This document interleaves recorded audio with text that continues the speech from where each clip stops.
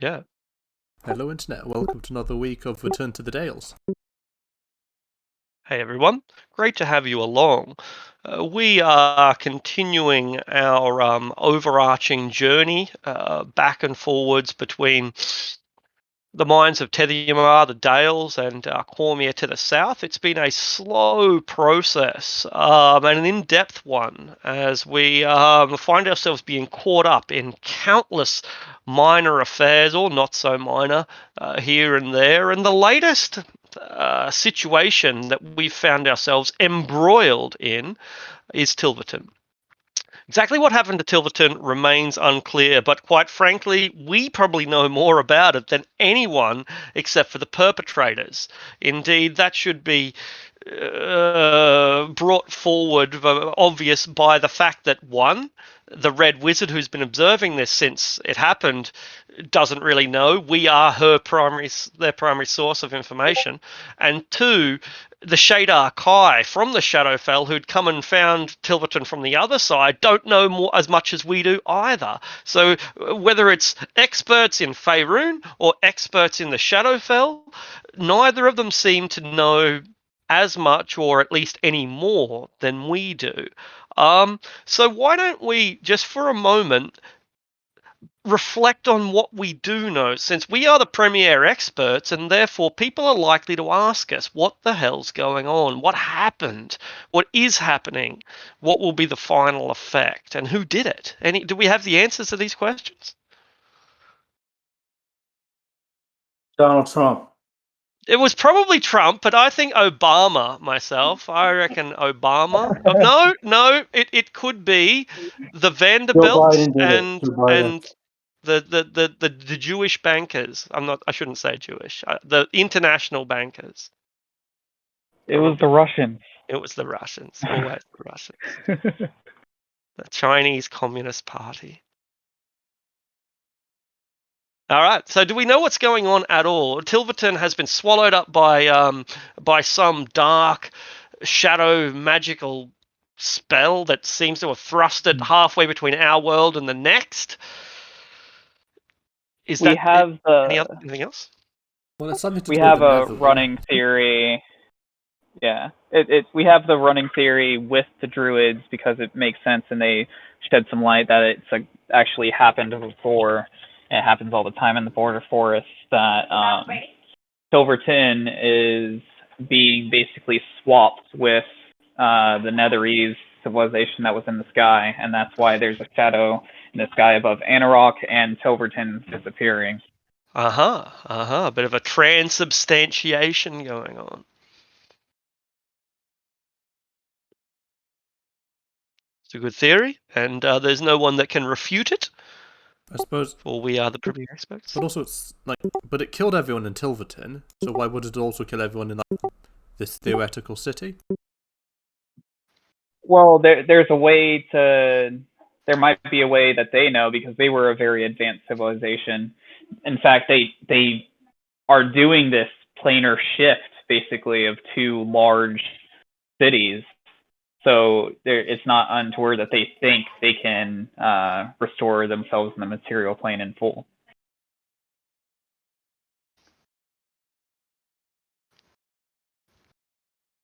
Well, that's our theories. They're good. There's no one that can challenge them. We are the premier experts. We departed from the Tilverton Scar quite recently.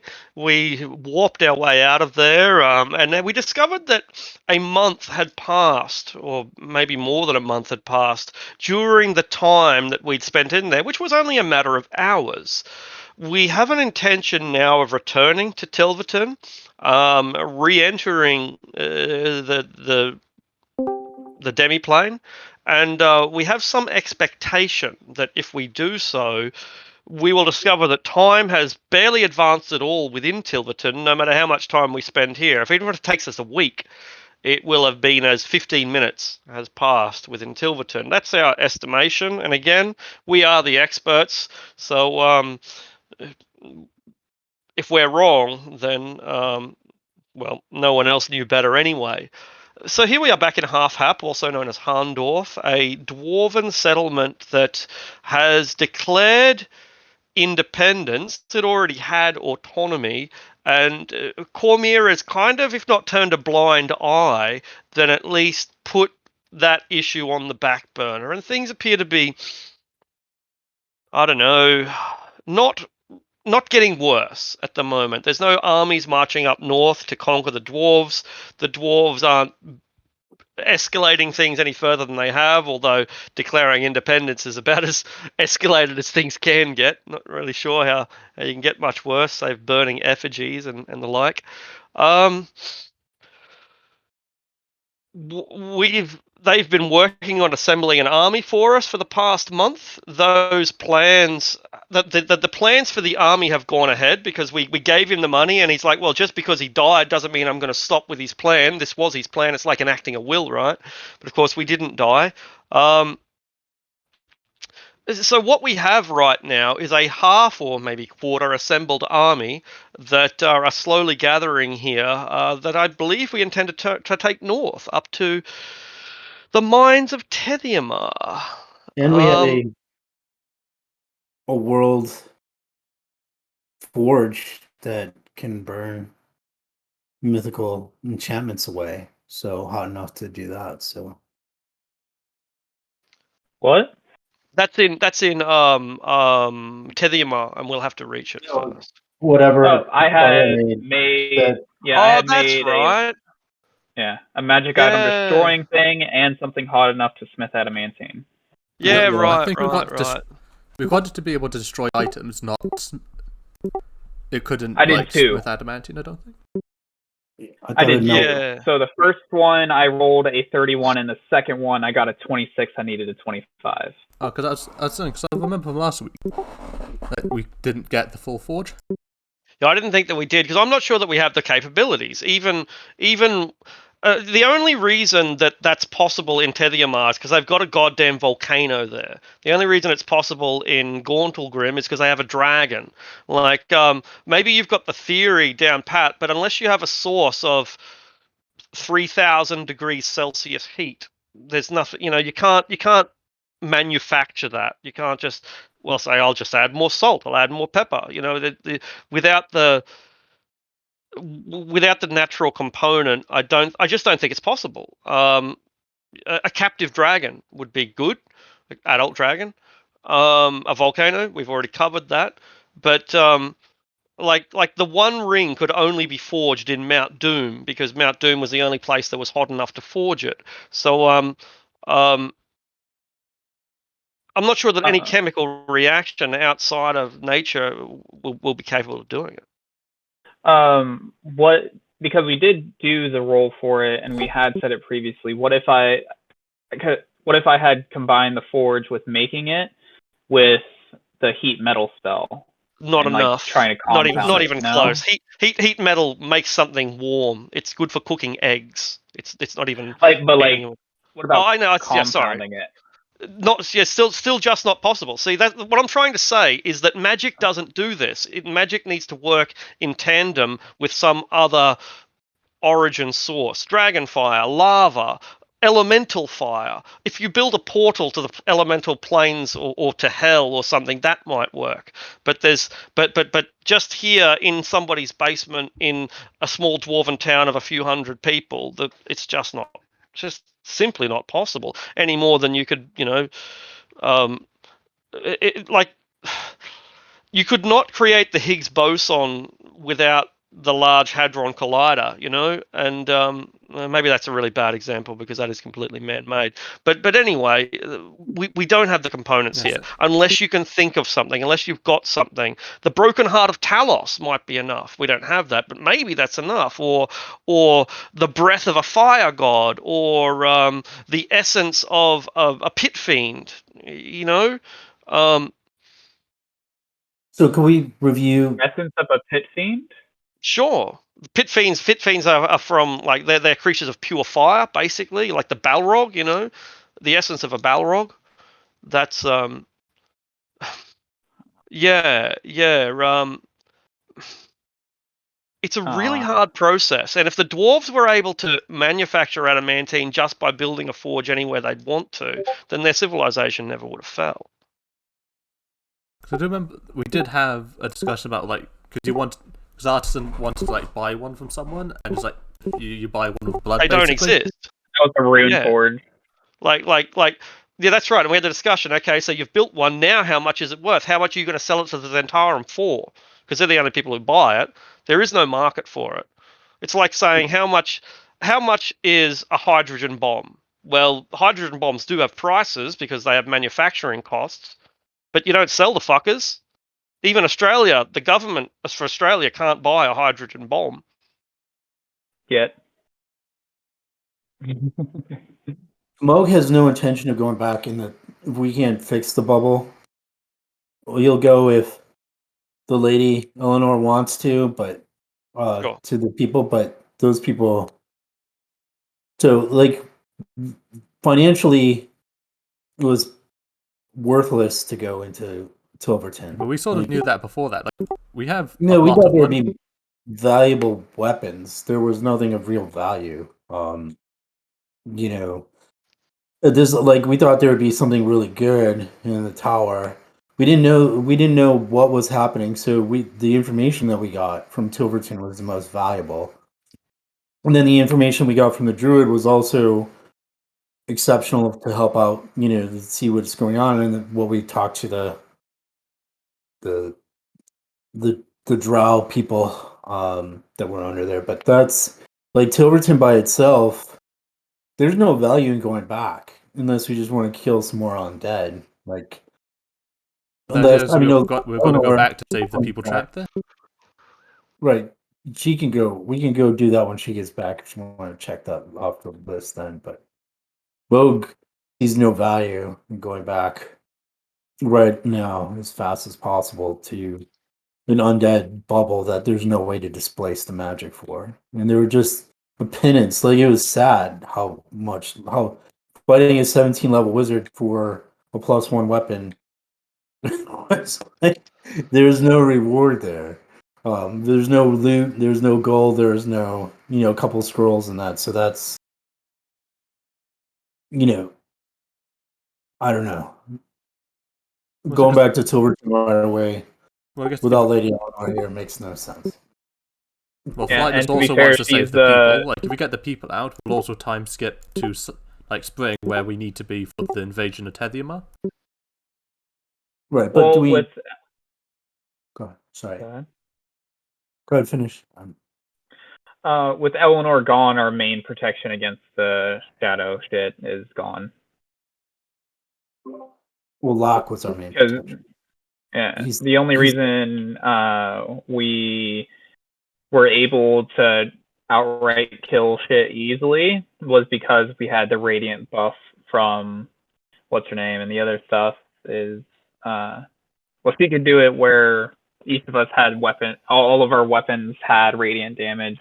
Well, there's like I have a few spell slots worth of branding smite that's one enemy only, et cetera, et cetera. I mean, I'm not complaining. The Red Wizards. I mean, on the loot, the Red Wizards have been awesome, but to risk dying again to go back to Tilverton without Lady Eleanor making a paladin plea that's going to drag us all in to save 4 people that were wayward adventurers. I don't know. To stay in the region, we can try going to Winterhaven and resolving the issue there. Because we had received a mission to deal with that bullshittery. I think that was mostly self-imposed, because what's the plan there? Oh, he's the guy who's buying from the Zentarum, yeah. Oh yeah, we need to find an heir. Like, if it's not going to do something to stabilize the region or to fill our war chests. Well, I mean, riding in and killing him would destabilize the region. I'm doing what? Just riding in and killing him would destabilize the region. what were all the missions that we received for this region? We haven't. There's like we can spend the whole time stabilizing the south with our army. We can. They didn't join to fight for Cormier. They joined to leave Cormier and retake their home. Well, I suppose like Right. the question here is like, what's the campaign focus we want? That is a good question. Because I've And made a it's small a question list. that we address a bunch of times, but it seems to be still pretty unclear. Because here's the stuff I think. I mean, if I've missed one, just say it. I'll add it to the list. But that's what we seem to be trying to do. But I don't think we can do all of them. So I think we should pick one or two of them and then do the things that lead to that goal. So right now, the main campaign focus is basically we're waiting until spring. We're going to take our army up, and we're going to also fight with the druids at the sand fort. I should probably define what I mean. The campaign goals, like, let's say we're doing Storm King's Thunder. The goal would be to stop the giants doing what they were doing. Like when you're doing Dragon Heist, the campaign goal is to find the money. What are we doing here? We got a winter to burn. Yeah, we have to burn the winter. We can do downtime, or we can take care of this Tilverton thing. To be honest, a month or so outside of the Tilverton isn't going to really affect us much. So we should probably, just to kill time until Eleanor gets back with us, find something else to help the region. Or if the dwarves have any missions for us, do they have anything that needs to be taken care of since we're actually there right now? Nothing that I have designed, basically. They're having issues with the drow in the Underdark, basically putting pressure, but this is not something that I've written up, so it's not really something we can do. We're waiting. Well, I think you guys said we're waiting for the end of winter so we can go. So I guess, is it building our own faction? Is that what we're going with? Building our own faction. Yeah, because taking Tediamar. I think that's happening mostly passively. Yeah, we're creating, by happenstance, we're creating a coalition army with us. We're a federated. Now we got Ware. Now we got all the humanoids of folk that are looking to be adventurers from Arabelle area to come up in spring to meet us. We have the call to the dwarves through the Hammers of Morgan in the area as a holy war to get that. We've got the call for the dwarven mercenaries to be recruiting and building our army for us. So we've got a lot of things happening in sequence. I think I'm just not being clear. I'm just wondering what the end goal is. Well, defending the Dales? Yeah, pretty much. Saving the Dales from external influence? This is a sandbox campaign, so we can go wherever we want. Yeah, but we can. So I think it just becomes very disorganized if we just take one mission from every plot thread, because we're just ending up nowhere, I think. Yeah. Well, what we have geared up already in the works, we just need to take a little bit of downtime when we're ready. Is at spring we're going up, taking Tediamar, first attacking the sand fort with the druids, then attacking Tediamar. From there, we had said we were going to finish basically what we started in Tilverton and investigate the shadow in the sky. And from there, we don't have any information to go forward beyond that. Is there anything, Arctic, is there anything that we would be thinking about intuition-wise in Tilverton that would be driving us to go back, except without Lady Eleanor here? I think it's just save the people. That's the only reason we were going to go back. Precisely. And one of the main reasons we went in is survivors. We went into what was happening, right? And to see if we could dispel it. Yeah, and we discovered we can't. And raid the wizard war chest. But that was it. Right. So we got a penance of items from the wizard's war chest and got messed up by pretty powerful wizard, and is it worth going back in to fight a bunch of undead? Well, things I think saving them would be pretty easy because we, from the tower, flightless saw where the survivors were, and most of them were on. Could we go back to the Tilverton map? Yeah, absolutely. I mean, does that make the most sense? Yeah. Because we know where they are in the village. Because there isn't just one entrance, is there? Not really. No. The short answer is no. I think the town and city is walled, but hopefully a wall will not stop us at our level. So there are survivors here. Here, there was 3 groups of survivors, right? Yeah, I think 3. And then the last one was in one of these 2 taverns.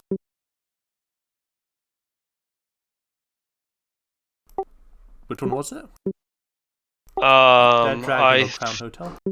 Yeah, the House of Snake Eyes, the Dead Dragon, and the Crown Hotel all had occupants. I think the Sword and Spell also had occupants.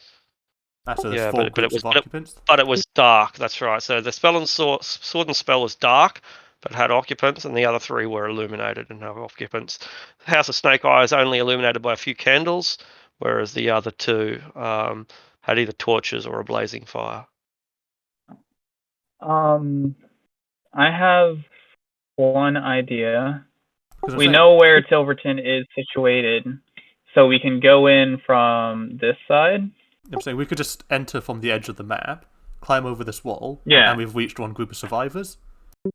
Like, Locke can do his thing, and in literally less than 1 round, we've already saved one group of people. Then we need to probably just hop over, then here. Because, wait, I suppose 1 second, Arctic? Yeah. The undead What do you want? Were they outside the walls of the city, or just inside? Were they outside the walls of the city? Yes, incidentally they were. See, the spell has killed everyone, and the spell is bigger than the walls. So let's say a dude was painting the fence or picking berries, then they would have been caught up in the spell, and it's killed them. That said, however, there are a limited number of people outside the walls, and zombies just aren't an issue for us. If we come across a group of 6 zombies, it's not worth us wasting our time role-playing out that fight. So I just assume that we kill them and move on. Because there's hundreds of zombies on the inside there, so that would be an there issue. Are far more. It was a town of 10,000 people, so even if we only assume that half of those have been turned to zombies, that's a fuck ton per square meter, square foot. So I guess my point would be we could probably get in and out very quickly. Didn't we say that there was some at the Dead Dragon as well? Yeah, that's right. Snake Eyes, Sword and Spell, Dead Dragon, and Crown Hotel. A candle at Snake Eyes. No lights at Sword and Spell. Torches at Dead Dragon. Blazing fire at the Crown. Because, I mean, I guess if you want to see it from a materialistic view, we don't know who we're saving, but if they've survived hours against the undead, they must be somebodies.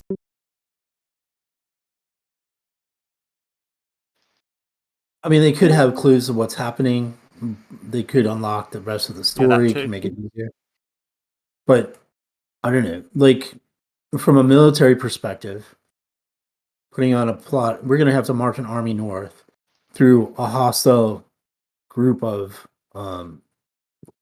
like, part of me would say we would be more concerned with making sure that we could move the army north through the barbarians and the areas of the merchant and those dudes with the bombs and so just clearing the way first. Yeah, like go as like emissaries and either secure safe passage or come back and say, okay, we would recon the way and make sure that we can march an army for, else we could launch from half and then they would see an army coming and we'd be meeting an army of barbarians at the as soon as we crossed over into their lands. And so because I don't know about you, but having a massive army marching through unannounced is kind of would start a war. I think World War One started with that happening. With didn't work out well for the Germans. Is the triggering marching through Belgium brought the English and everybody in on the side of the French. Bad things happen when you march an army. I do agree we need to Mhm. facilitate that march, but at the end of last session, we did vote as a party to save the people in Tilberton. That was something we did right before we logged off, just to make sure we had direction for today's game. So is someone gonna play Lily and Elamore? I mean, I suppose someone can, but I think it's going to be relatively safe, like jaunt, unless something happens. Yeah. But in case that's a paladin and a bunch of undead, so someone gonna play Lady Eleanor. I mean, Anyone played a paladin before? I have. Yep, we'll give it to you if you're cool with that. So I guess which groups are you going for first?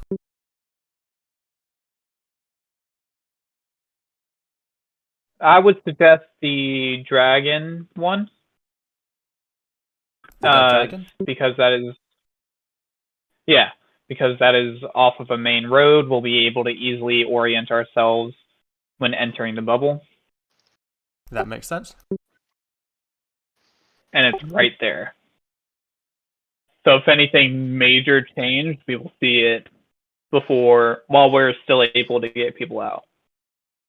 I can knock the wall down with that cool mithril hammer you made.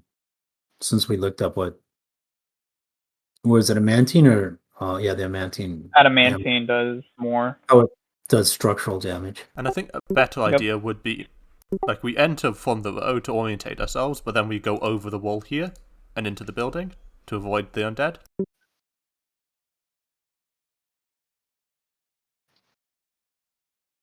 Because how tall was the walls? The walls aren't that high, 20 feet or so. Yeah, we could just bring like a ladder or something, couldn't we? We can make a hole in the wall. But then there's whatever's inside can follow through. I suppose we don't plan on sticking around, so we can just leave through the wall, like the hole. Whatever. Then would go I'm just up. saying. Yeah, I'm just saying, right, possibility. The ladder could fall apart on us. +1 ladder. Oh yeah. We can just try breaking through the wall. Would tool proficiencies be able to break through the wall? Eventually. In a practical sense, it's not easy, right? Like, wooden walls are meant to be pretty strong. This one's probably weakened by the necrotic energy, but all the same, its walls are stout and designed to be difficult to breach. Didn't we just walk through the gates the last time? I guess the door's right there. Why don't we just walk? But we're through trying to the top one. That one's easy, but the top ones are. Yeah, I think if you see my ruler doing something like that. What about grappling hooks and rope? Like, we all have climbing gear. Right, but I mean, yeah, so we'll just use the climbing gear to go over the walls. Yep. Should be fine as long as the walls aren't so rotten that our grappling hooks don't rip them apart. And at which point we can just break through it. Which point we can break through it, right? So yeah. Yeah, no, we're not taking people out. We just need to get to them, and then lock. All right, so use a scroll to get them out. Then we move to the next. So I think we've covered how to get in easy enough. Like, we shouldn't be confounded by walls, and we haven't been. I'm glad that we did cover it though. So we've got ladders potentially. We've got climbing gear and grappling hooks certainly. We've got axes if necessary. So yeah, we can ascertain comfortably that getting in is not a problem. And how many scrolls of plane shift do we have? I think we've got 4 left. Because we have 5. I think we had 5. Mm-hmm. And we used 1 because it worked the first time we used it. I think we got 4, but like, I shouldn't be saying that because I'd hate to say, oh, but you said we had 4. No, Let's find out how many we Now have. check But the party loot. I think it's 4. Did we have a long rest after we left? I can't remember. We can. We haven't, but we can. Ah. And I would advise that we do, but we don't have to. You know. We did have one because we camped out on the hill, right? Right. Yeah, we got cancelled when we snuck up on those people, right? Right. But then we do each have Then a we went back superior. to half that, didn't we? It's been like days since we left. Precisely. Yeah, exactly. We've definitely had a long rest. You're absolutely right. So things that we do have that I just want to agree to, we spent the money from the party to buy 2 superior healings each. Correct? I think we have less money than before. Right. I mean, we use that out of the party cash. Yeah, we have Do we agree? about 5,000 GPs left. How much in the party? What do you mean? Wasn't there a lot in the party loot? Yeah, but we have a lot of items. That means we have a lot of wealth, but we don't. We have 5,700 gold. Like, Are we down to coins? Right? Where we like? What about adamantine and that? Have we still got a fair bit of that? Individually, yes. Right. Because remember, we split it out 100 kg each. I mean pounds each. Yeah. And we invested heavily into war, Yeah. so. So I'm not sure how much where our each of money- us individually has left. But I don't know how much I have. I think here it is.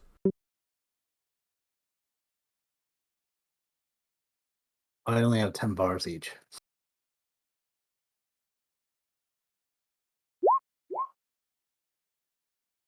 And I've got.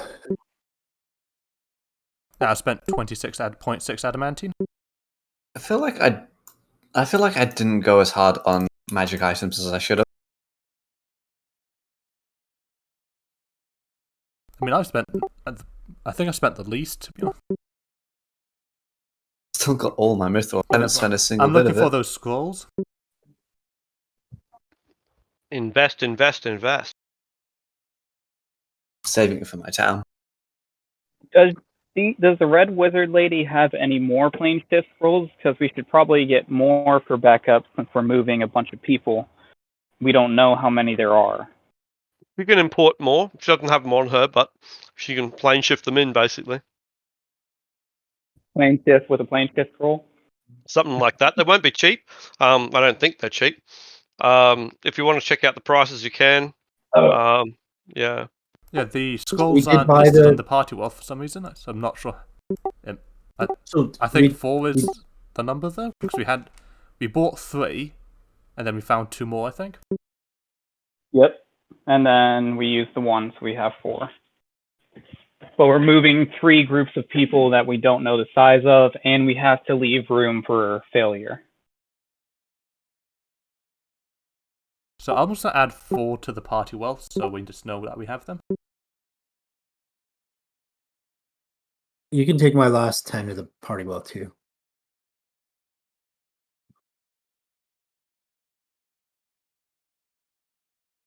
And I guess how much does each one cost? There are 2 documents to look at. I have my own pricing, but it doesn't line up with theirs. So I can give you my prices, or you can look it up for yourself. What level is it? That's level 9. That ain't going to be cheap.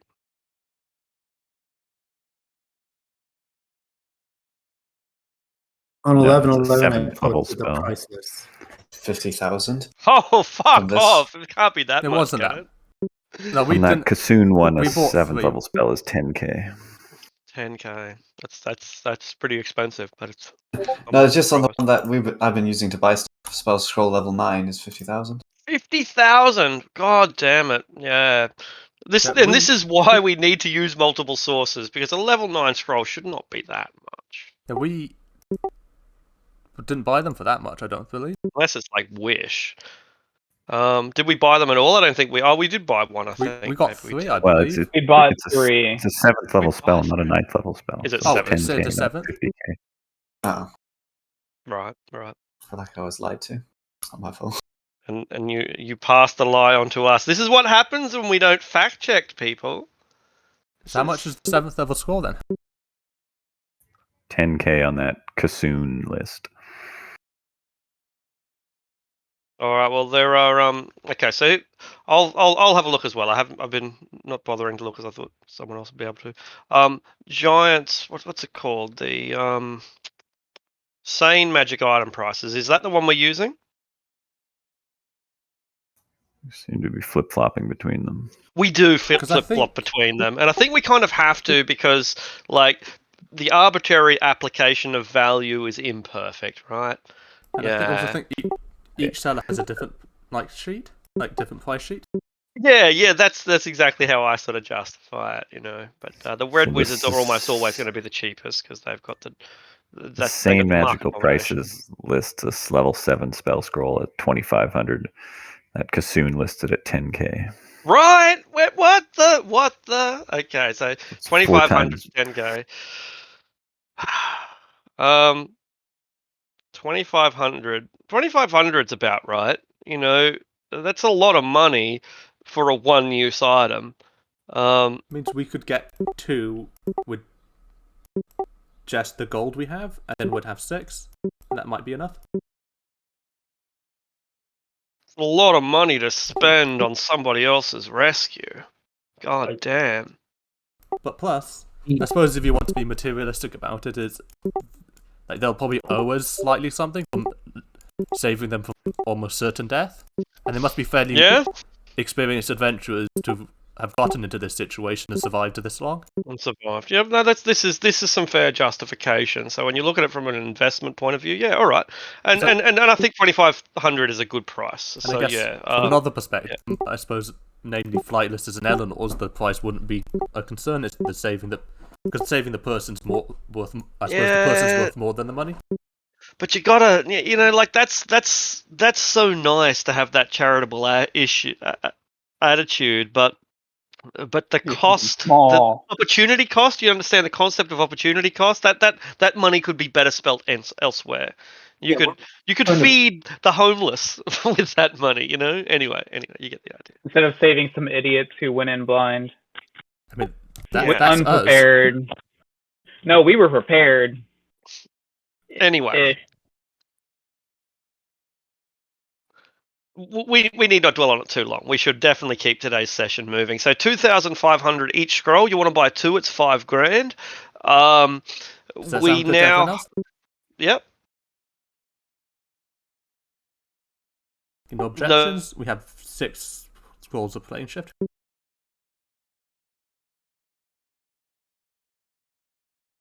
Okay, to Tilverton then. Be a challenge.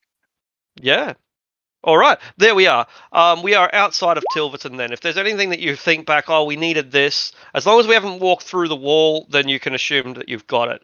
Once we walk through the wall, too late. I have one item order of business before we leave then. Very good. So the Dirge, going to the Dirge to tell him to start sending scouts north and figuring out who we need to parlay with to move the army.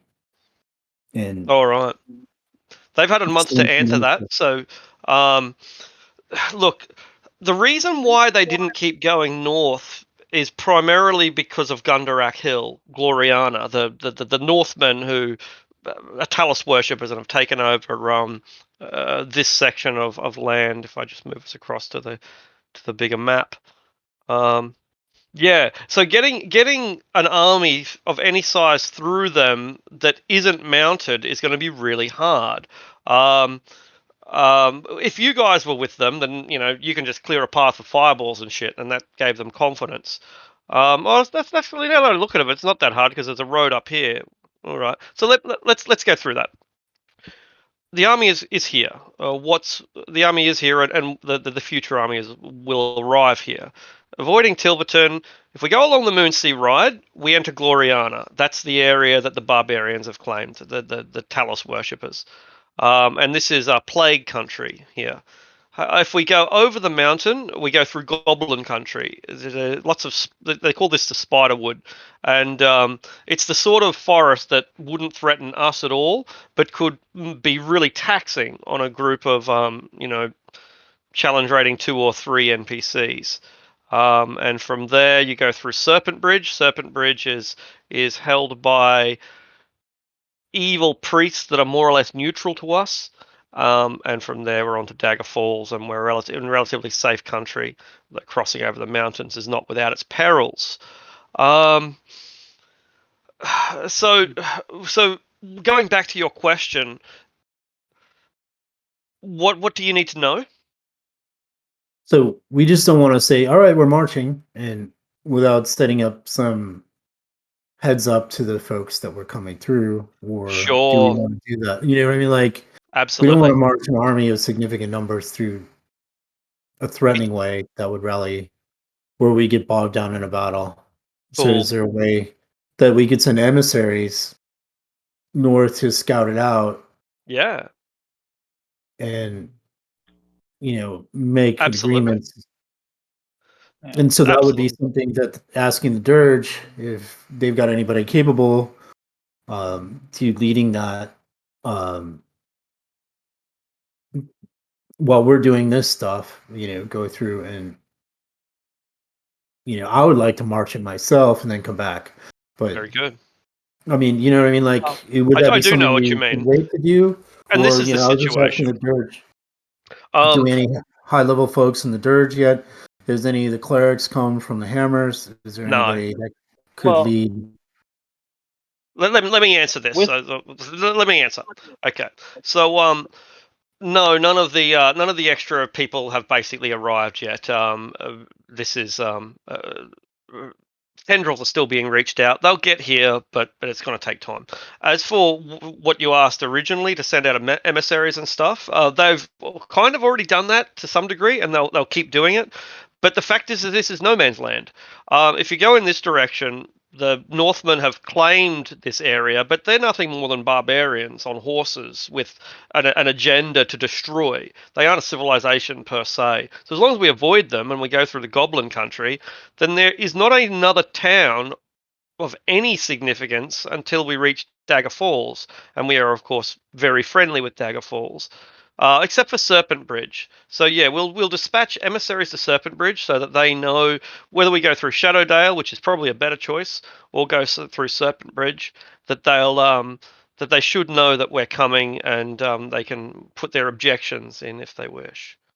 But yeah, it's just no man's land. So marching an army up through this territory should feature relatively little resistance, unless you count giants and dragons and beholders and shit as resistance, right? And you can't send an emissary to the dragon. Right.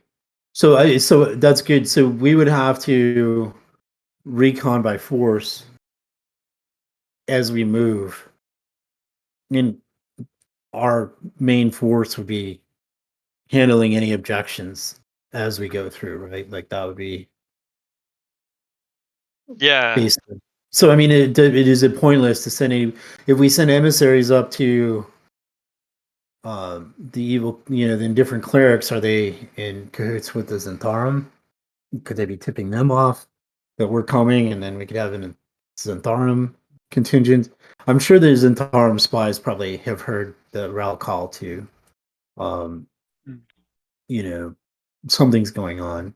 But um, yeah. one thing that we can do is try to come up the Desert Mountains from the other side of it.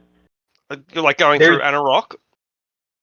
but like staying in this region along the mountainside.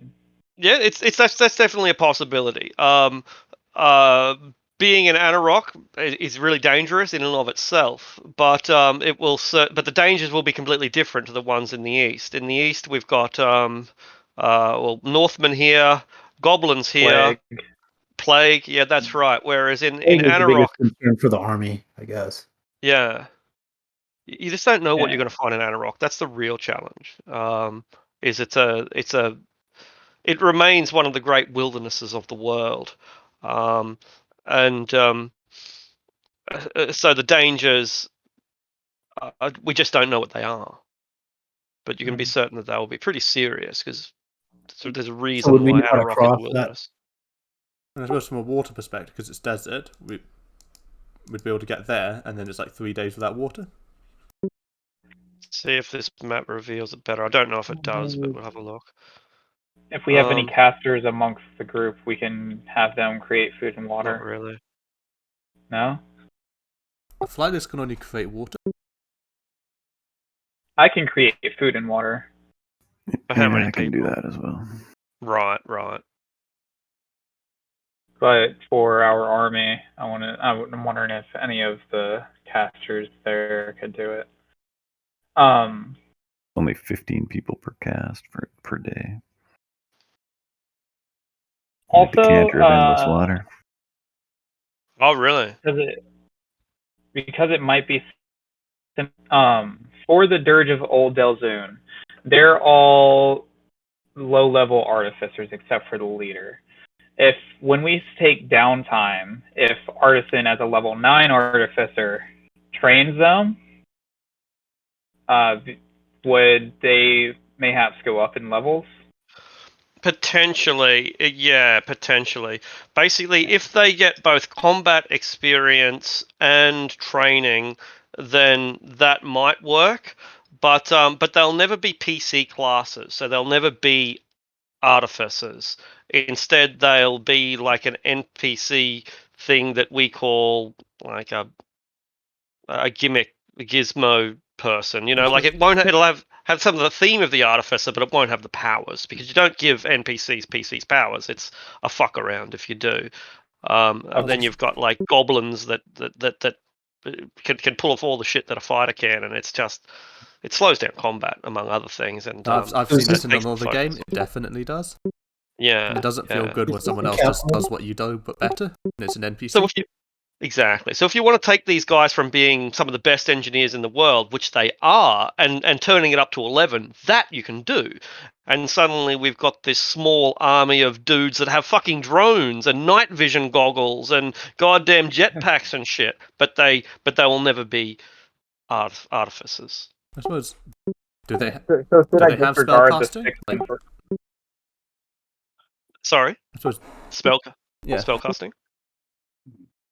Well, what was the question? Well, if they can create water, that's most of the issue, because water's the dangerous one in the desert. You won't be able to till level 9, and they won't reach that. No. I'm not thinking create food and water. Oh, I'm thinking create water. I think there was a suggestion for a decanter of endless water. That might be a way around it. Oh yeah, that'll do. Because level 1 artificers can create water, I'm pretty sure. They have one level. So it lists them as artificers, doesn't it? Well, that's different then. Yeah, 6th level artificer and 1st level artificers. That's why I was asking. Because that is different. I wasn't looking at my own information. In that case, yeah, they are. Again. Yeah. So they can do what a 1st level artificer can do. It's listed right there. So that's we'll 20 gallons of water each, potentially. Okay. Sorry for wasting your time. No, don't worry. I basically see them. Red Leg, you might know what I'm referring to, but I basically see them as CVs, like combat engineers. Yep. So that's what I basically want to shape them up to be. Sappers. Yeah. I think. And if there's any way for me to increase that would happen after Tediamar. Yeah, well, this time, this is different because, I wasn't reading the Dirge of Old Delzoon stat block, and it specifically says they are 1st level artificers. Let's compare that with, say, the Iron Vultures, and you'll see that they are veterans. Veteran is an NPC thing. Veteran is like a monster from the Monster Manual. Artisan is not a monster from Artificer is not a monster from the Monster Manual. It's a PC class, so that makes them really exceptional. If you look through any of the other mercenary groups, you're unlikely to see PC classes, and that's what. So I've gotten confused by my own guidelines, I suppose, because But that's why the Dirge of Old Delzoon are that good. There's only 20 of them. But they are reputation unstoppable because they're a group of 1st level artificers. Yeah, best sort Sappers in Cormier. Yeah, that's why I want to try to train them up a bit, and also yes, that will kind of semi be in charge because I'm familiar with how they work. Yeah, of them, especially since I'm also a Delzone dwarf in all manner Right. in title because I'm Yeah, a good clan call. crafter. Yeah. Okay. Yeah, that's a really good justification. And again, I apologize for not paying enough attention, but that will work exactly. That's exactly how they'll work. Assuming, of course, that Moog lets you have that level of authority, because at the moment he certainly is the one that has that. Um, but yeah, you could definitely develop them as your own apprentices, as it were. Yeah. And I I did don't need make to a take in call charge out. of them. Go ahead. I made a call out. Remember in the beginning with the temple to the Hammers of Morgan and their clerics and warriors. So Oh yeah, them too. remember we scried that out. Yep. We're not there yet, but because that's Moog's background is it's like a Knights Templar of the of the dwarves, priestly warriors. Yeah. And we asked them to be there in spring, at the start of spring, Sun so we leadership. might meet them. Moog's not a wise man. I think didn't they repeat back that they'll be in touch basically? No, Who's that? yeah, I mean they acknowledged the request. I mean they acknowledged, Oh, but they okay. didn't say what was going to happen. Okay. So I mean, we'll see what happens, what falls out in spring. But I think, Yeah. I mean, that's good. As long as I don't think we should march an army through the Plague Land, and that's my only Sure. concern. And so if we can map out a route, and if we just march by force all the way through, like um, marching an army like they've done countless times in history through the mountains, is when lots of people are Your lost when you helmet. march people through mountains. These are hugely steep mountains. These ones, incredibly steep, and there are paths that go through from east to west, west to east, and there are paths that go under, but there is no path that goes south to north, because these mountains are like 70 degrees. Sometimes they're steeper. It's incredibly, almost You know unnaturally steep. how well that did for Hannibal in the Carthaginians as they tried to march on Rome. They lost most of their army in the mountains. Yeah, yeah. Um, Yeah, and well, the Alps is pretty complicated, I think. This is a lot simpler than that, as long as you're going from one side to the other and not from the bottom to the top. gotcha. Mm. So Then that leaves us So, really with three ideas. One that we're not going to do. We could go up through here, past Gloriana, terrible idea. Through the Plague Lands, another terrible idea. So we're not doing that. So we have the option of either going through the skirting the edge of Anarok, and we will go straight to the mines of Tediamar, or crossing over the Stormhorns, or whatever they're called, and through the Spiderhorn, past all the goblins, and then choosing either through Shadowdale, which is a place that we are friendly with, but means we have to take our army through a forest, which makes them very vulnerable, or going through Serpent Bridge, which we don't yet have authority to do. And while we have neutral relations with Serpent Bridge, we know that they worship like a foreign snake god. They are slavers. They are a highly educated group of fanatics. So yeah. that's problematic as well. But another I benefit of think going going this around. way would take them by surprise. If we go the other way, no matter which way we went, Yeah. they would know we're coming. Like there were probably Zentarm agents in every single building on the way there. Like probably not, but you know what I mean. Like there will be an Yeah, agent sure. in every settlement Every on the way village. there, Yeah. and they will get the information That was to the sand fort faster than we can get there with the army. yeah. That's what I was. That's the main reason I said was choosing to go that way, or suggesting that, was because we will be out of sight of the Zentarum until we're upon them. Well, pretty much until we pass the mines of Tediamar, and it takes not that long Are we to get taking there. We're just going to Tediamar have to skirt first around or the the mine. sand fort? Where's the sand We're fort? taking Sandfort first. The sand fort Sandfort's is like right here. Yeah, specifically, because it doesn't translate to the map very well, but specifically, the Sand Fort is the western edge of the Desert Mouth Mountain Pass, which links the Dales with Anarok. So yeah, so if you follow the pass, you will emerge at the Sand Fort. If you don't follow the pass, then you're either lost, or you've gone through the forest, or you know the secret Because the strange ways. thing is, if we take Tediamar first, like they lose supplies from the Black Road, but we have no supplies from the Dales. That's why we were going to hit the Sandfort first, cut off the reinforcements to Tediamar, so they're completely lost, and then it's simply just take them out. Not to complicate things, but we also know the Underdark paths between Tediamar and the Dales. At least we know one of them anyway, so that's if it's still there. Just something to keep in mind. Right, so we'll need to send contingents through both. They'll probably die. Like, we barely made it out of there, and that was completely by chance. Until we can map it accurately, but that would be probably quite those an animal's hole that got us there.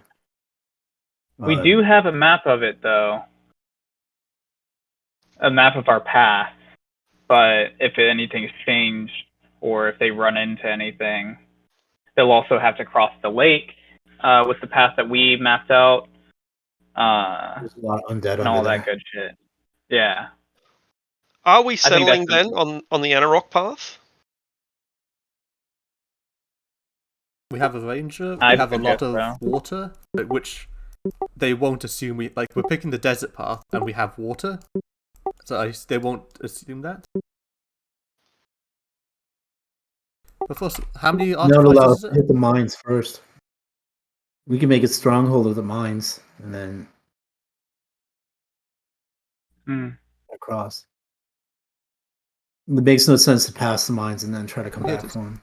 With all the artificers, the level 1 artificers, plus flightless can create 420 gallons of water per day.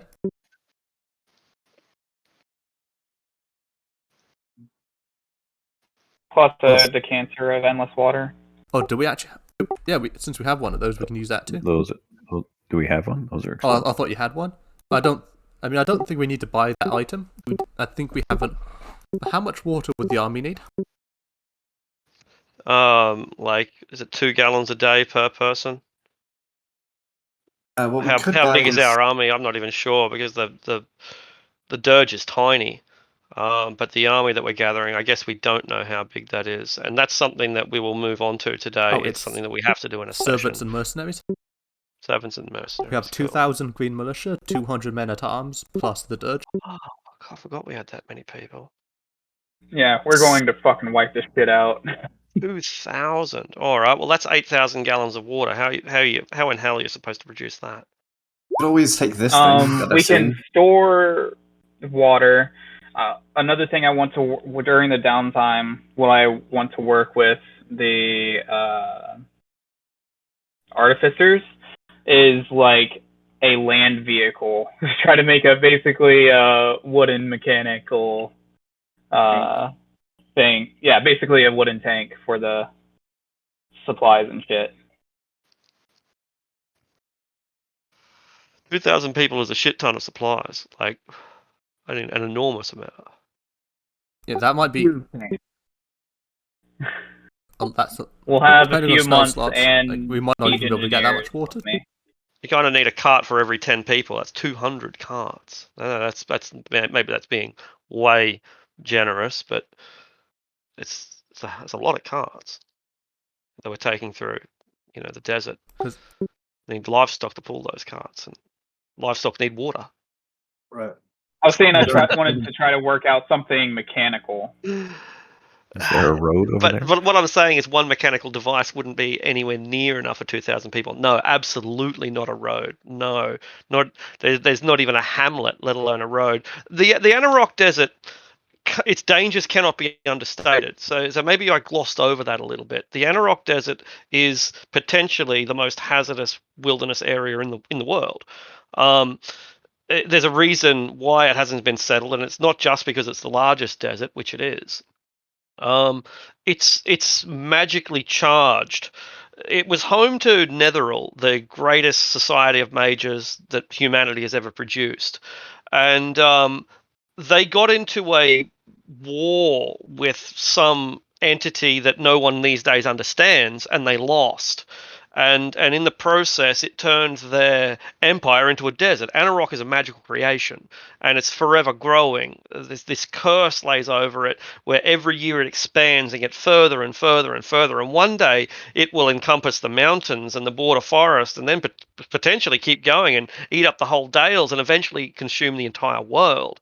Um, and whatever hazards are on the Anarok surface, which include the Badeen, a group of tribal raiders that are constantly at war with themselves and everybody else, countless desert monsters like giant sand crocodiles and anything else that is tough enough to survive out here, mechalots, which are enormous turtles that are semi-carnivorous.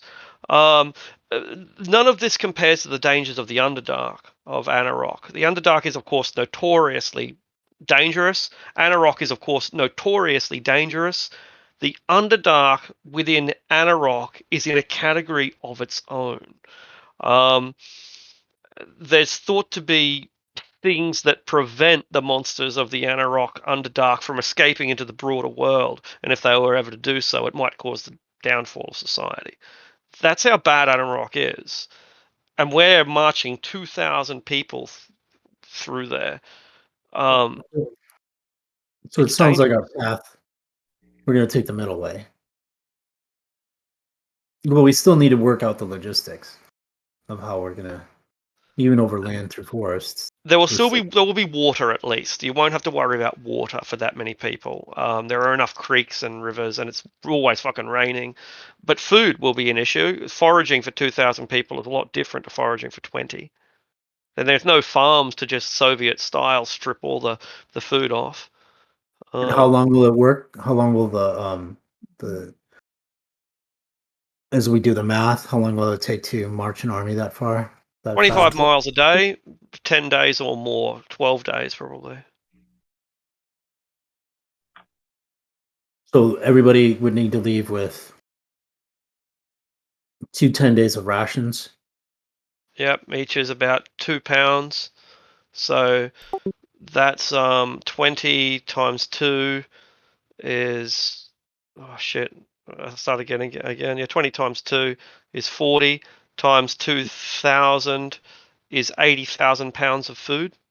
So they would have to carry some, and we'd have to put some on carts. There's about 1,000 pounds of meat on a bull, so that's 80 or 100 cattle that we're going to need to kill. These logistics are pretty. We won't normally have to deal with this level of math, but in this one instance of translocating an army. So it's settled, then we'll take the middle road. Middle road, all right. And I think you've kind of pointed that out. We don't want to take a bunch of one-level fighters through a desert that, if anything sneezed on them, they could die.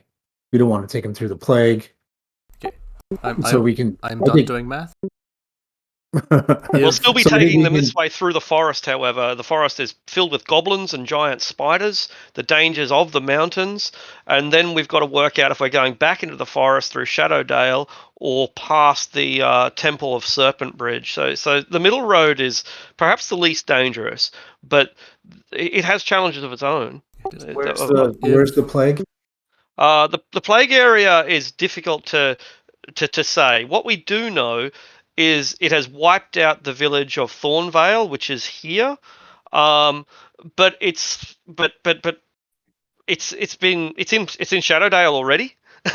There are people infected. These are the plague lands that we're in. Generally speaking, this band here that is separating Daggerfalls from Cormier and Sembia, they can be considered the epicenter of the plague. So the desert gets us around the plague for the most part. Yeah, because well, you would think so, but you're counting on the fact that nobody from the desert has told you that the desert has plague, but there is nobody in the desert to tell you that either. Does that make sense? We can create There's also nothing alive 1,020 to gallons of transmit it. water per day if everyone spends all their spell slots on just creating water. 1,000 gallons, did you say? 1,020. That's 1,000. Yeah, It's good it's enough. basically 1,000. And so each person requires 2 gallons. We need 8,000 gallons a day.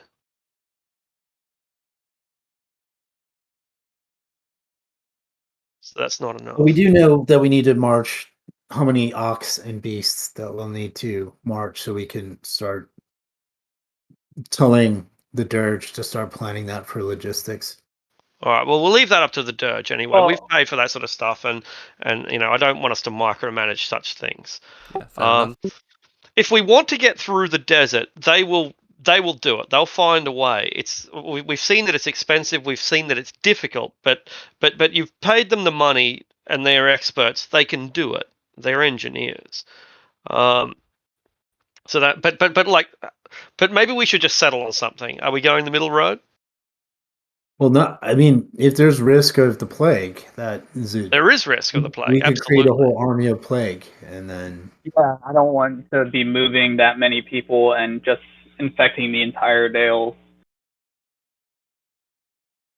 The thing with the desert is not much is going to make it over those mountains, and not much is going to survive through those mountains, and there's pretty much nothing alive in the desert except the sand dwellers. So the disease is almost completely wiped out of the question. So where for can what we know? So how far can we do a middle road of taking the middle road to a certain point to the mountain pass and then cross over? So then maybe half the route would be on the desert. The half the route that we'd be taking would be skipping the easy part of the desert. I mean, by easy, I mean the water bit, because there's these 3 rivers. They're about they're about 2 to 3 days apart. Yeah, it does get worse the further north you go. I can confirm that. This is the fertile end of Anarok. So is it the water? Okay. I mean, if we're skirting the mountain side, is that full on Anarok desert? Or is don't. The truth is we don't know, and the other truth is it hasn't been widely mapped or explored. It's a wilderness. It's a wild part of a frontier. We already know that this area is pretty low population. It's called no man's land for a reason, but Anarok is another kettle of fish entirely. There are no reliable reports. These rivers that you see here on the map, don't count on them being there. You know, like the map says that they're there, but that doesn't mean that they are. I think it would shadow our movement if we moved halfway up and then we skirted over and then came up. If we knew there's passes somewhere that we could take the pass and then move up there.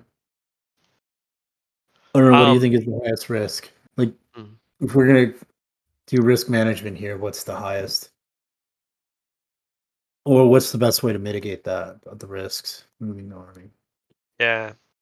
I'm not sure if I've without giving you my personal opinion and ideas, I would hate to do that. Let's go through it. The risks of we're not considering the eastern road, so that takes that out. The risks of going this way are that once you get over the mountains, which are pretty difficult, but the dwarves should be able to do that. You go through a forest that's filled with giant spiders, and the goblins that have tamed and ride those giant spiders, lots of poison. They're just savages. They're not a real society. We get into an area that we know is plagued, but it's also very lightly populated. There are very few people here. It's called no man's land for a reason. And so while plague has devastated certain hamlets within this region, there isn't a single village that has 500 people for 100, 200 miles between until you get to Shadowdale, which only has 500 people. This is pretty much empty country. So that might mitigate the threat of the plague somewhat. However, we don't know much about the plague yet. It's not something that we as a party have investigated.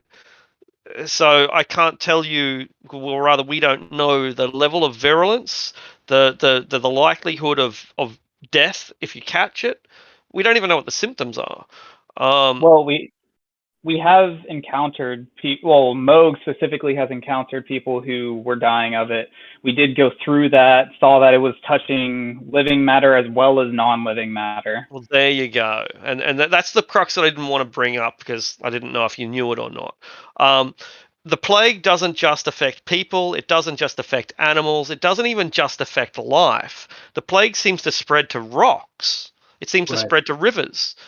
And so how do you plan for avoiding it if nature itself is contagious? Last we interacted with it was a month and a half ago. It could have gotten even worse, and we wouldn't know. I say desert. I honestly say desert as well. Also, what is the number that you were that? How did you get the 2 gallons per person per day? That's D&D. And I suppose. Oh, okay. That's weird. I thought we had That's double what because we have normal is. Well, we're going through 2 the gallons desert. is 8 liters. That's the right amount. People consume 8 liters of water a day, man. Yeah. Yes, I agree. But with 2,000 troops, 15 cups. wouldn't it be 4,000 gallons then? I did did the math in my head. I probably got it wrong. I mean, 4,000 Well, gallons is still a lot of water. Yeah. With 15 cups per gallon, and 16 cups per gallon, the recommended amount of water per day for an adult male of human, at the very least, is 15.5 cups per day on the high. I know it to be 8 liters, man. Like this is. Yeah. Is this person in your study walking through the Anuak desert for like 8 hours a day? This is getting highly technical. I know. Yeah, it is getting highly technical. I think we should just accept the number of gallons. Right. Exactly. Yeah. I agree. Yeah, absolutely. So we may have chosen to go through the desert. I think we're gonna tell them to work out the logistics of that and give us a battle plan when we come back from. Very good. Because even the water. I guess we'll hit the mines first. Even with my calculations of water from before, it's not enough, but it should be a lot easier given that we can just summon 1,000 gallons of water to ourselves. Like that should make things easier, because procuring 3,000 gallons of water should be easier than 4,000. Sure. And we can, and even if if they only get like a cup of water or half rations of water a day, people can survive on half rations for a certain amount of time. Especially it's only a 10-day march. Only a 10-day march, that's right. I'm not going for a month. Yeah, they're soldiers. The weak ones will die. For transporting this much water, well, I guess the people can hold on to their own water. We can leave that up to our logistics dudes. That's when we have sappers figuring this out. Yeah, they're smart. They're smart dudes. They're engineers. Exactly. And talking about that, that's just the amount of water each individual source provides, if you wanted. Okay, sure. That's good to know. 420 water. Lol, I'm so immature. All right. So back to Tilverton then. We've got everything that we need. It's if we're still doing this. Yep. Last question. We have the Supreme Healing, right? We bought that. I don't remember. Yes. Certain party members. They're all on their, Eleanor, personal adamantine. Yep. So I just want to make sure we all have 2 potions of Supreme Healing going into this. That's good. We bought that. We're still attuned to our necrotic resistance rings. Yeah, because we knew we were coming back here. Exactly. Now it's just a matter of choosing which of the 4 places. I think There is candles lighting Snake Eyes, and the darkness in the Sword and Spell, torches at the Dead Dragon, and a blazing fire at the Crown Hotel. I think the first one we're going to is the Dead Dragon, because we can orientate ourselves to easily enter with the road. Yeah, sure. Once you're over the wall, you're right at the Dead Dragon too. I guess that's a good thing. And if the drawbridge is not down, then after we climb over, we can open it from the inside. Oh, right. Yeah, I didn't even see that there was a wall there. Yeah. Plus, A gate, rather. because to mitigate undead, we can do something like that to get to the next location as well. All right. Well, there you are at the edge of the purple wall. I assume the red wizard is there. If you had have told them you're playing, then they would definitely accompany you for science. Of course. It's a great big bubble of purple, dark purple energy. We know it to be opaque on the other side, but it's translucent on this side. We can kind of see through in a twisted, warped glass kind of way. There are shambling undead, countless of them, in front of us. To us, it looks like they're motionless. They're just stopped in time. They lie on the ground. They stand still. Some of them even. Well, I guess none of them are jumping. They don't do a lot of jumping, but it's yeah. Looking from the outside in, there's no movement. There's no motion, and so it just looks like a static picture. Though of course we know that to be due to the time dilation. I was going to say, we should probably warn the elders of Half Hat to expect random adventurers in a few weeks' time. Huh. Yeah, they'll. That's we good. told them that was coming the last time. We told the Dirge too. That we're just plane shifting guys in. Someone to go and deal with the drow, so they send them our way. Okay, so I suppose, is there anything else, or can we head in? We can go in. Yay. You're at there you are. You're at the edge of the purple bubble. What now? I suppose we head on in? Make a Constitution saving throw. Oh, I want to make sure my bird is out of my bag of holding, by the way. Excellent. You all have advantage. Oh yeah, bags of holding will stop working once you get in. So anything you And want. don't forget Paladin Goodness. Flighters don't need it. You're fine. Yep, doing just fine. Yep. Between the Paladin and the Necrotic Resistance ring, we have so got this. Holding out. Natural fucking 20. All right. We're in. So you go through the bubble and you can feel the rot, the waste, the entropy. You feel the entropy consuming every part of your body, everything you're carrying. Your fabric grows more brittle. Your metal begins to rust, and it all happens, if not instantly, then at least so rapidly that you can observe it, like a time-lapse camera.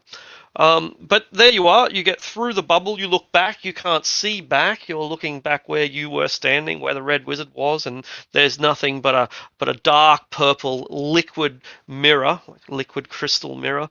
And there it is. The town is in front of you. Dead trees lead towards dead grass and a decaying wall. There are a number of soldiers on that wall. The soldiers are, of course, dead. I guess the necrosis worse than last time? Like, is it speeding up? An Arcana or an Insight check, perhaps? I'll do Arcana, but it's the same roll. No advantage, what, 25? Things seem to be exactly the way you left them. Only a few minutes has passed. Do the soldiers, I suppose moving on, do the soldiers on the wall, are they following a rotation, or are they just standing there? It's a bit of a shambles. Some appear to be more lucid than others, but for the most part, they've clustered into groups. Like there'll be one standing on attention, and the others are trying to get past, and when they can't get past, it creates a kind of a traffic jam of zombies. Yeah, that makes sense. And I suppose before we start going over walls and stuff, looking down this road here, could we get over this fence here without disturbing too many of the zombies? The gate has a higher concentration than any other part, and the main roads also have higher concentrations. So it would be unlikely that you would get through the gates without being noticed. But they'd be open. The gates, they wouldn't have closed them. I don't see why they'd close them. The apocalypse is Are we coming. The going gate to- guard is like, my time has come. Right? Yeah. We just throw Are we the going to be? grappling hooks over and climb the wall. That'll work. Yeah, okay. Are we fighting these guys, or are we doing what you had stated before and basically not worrying about them unless there's something worse than a zombie?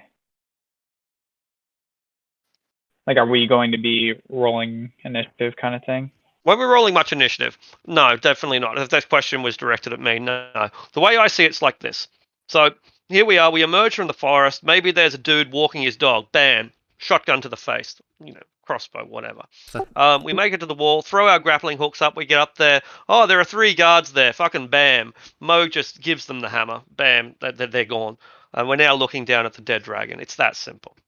Sure, the shadows emerge, but firebolt, firebolt, firebolt. Because I think I suppose the puzzle here is it's not the individual zombies, it's just how do we... Because if we just said, okay, we walk down the main road, you'll say, okay, you get swamped by undead. So I guess the puzzle here is how do you move around all these undead without getting swamped? Yeah, that's right. And there will almost certainly be choke points where you can't get around them. And if you happen to be spotted by, those hobgoblin ninjas, then again, maybe we'll be drawn into combat. But I don't want to roleplay 150 zombie combats. Okay, so I suppose we'll just have Finnick and Flightless with their ranged attacks just kill all the zombies on top and climb over the fence. Very good. So here we are at the back of the dead dragon. You're looking into an area that has lots of dead zombies around it. It's clear that the undead have tried to get into here and they've been fought off on multiple occasions. So you're probably we're pretty close. Even if you're just looking down at it from the walls, we can see that it's right there, 100 feet at most, and probably a lot less. So what do we do now that we're so close that we could hit it with a rock if we wanted to? So as we need to approach, I suppose knock on. I mean, I suppose it's a bit silly, but knock on the door because zombies don't knock on doors.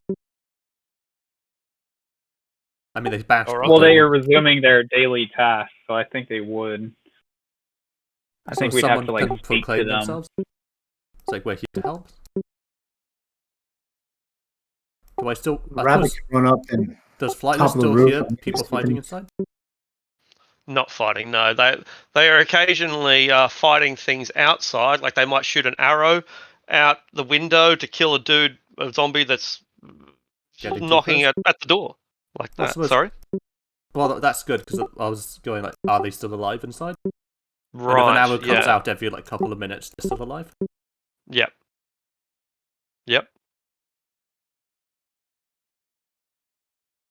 So someone just needs to declare their presence because this far, none of them has spoken. The zombies have spoken. I mean, if Flightless can... Someone that has stealth, they could climb up and talk through windows, and someone that can easily leap across everywhere might get close and whisper in and say, hey, let us in.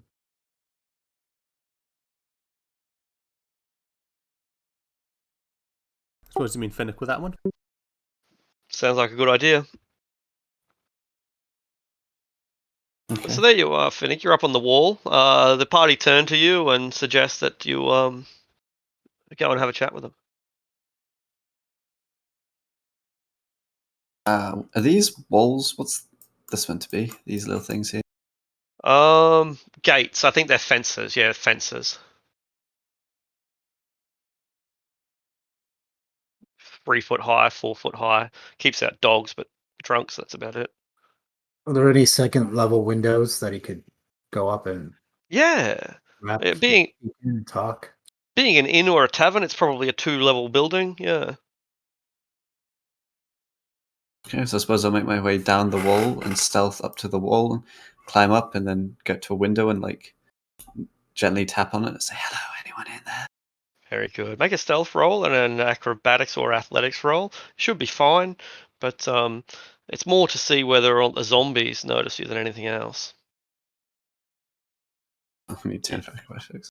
Would be That's all. Yeah, that's all good. That's enough. Maybe you knock off a bit of guttering towards the end there, but you get up and you look into the second story, and you see a woman, a halfling, and she looks like she's in a pretty bad way.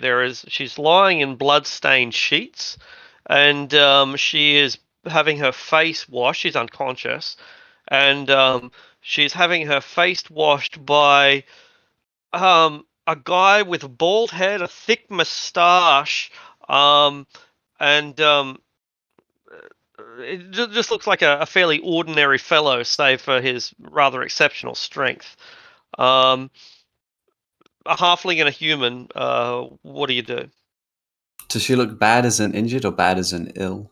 Unconscious. It looks like she's bleeding out, like, or has bled out and is now stabilized, lying here in bed, with some kind of slashing wound. Guess I'll just step in through the window, just walk up and just cast Cure Wounds on her as she's lying there. All right. So you step in through the Close the window, wound.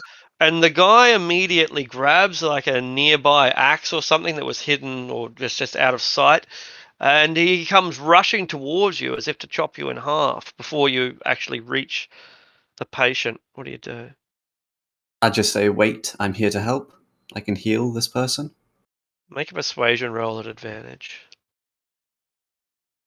No, charisma. Failing stat.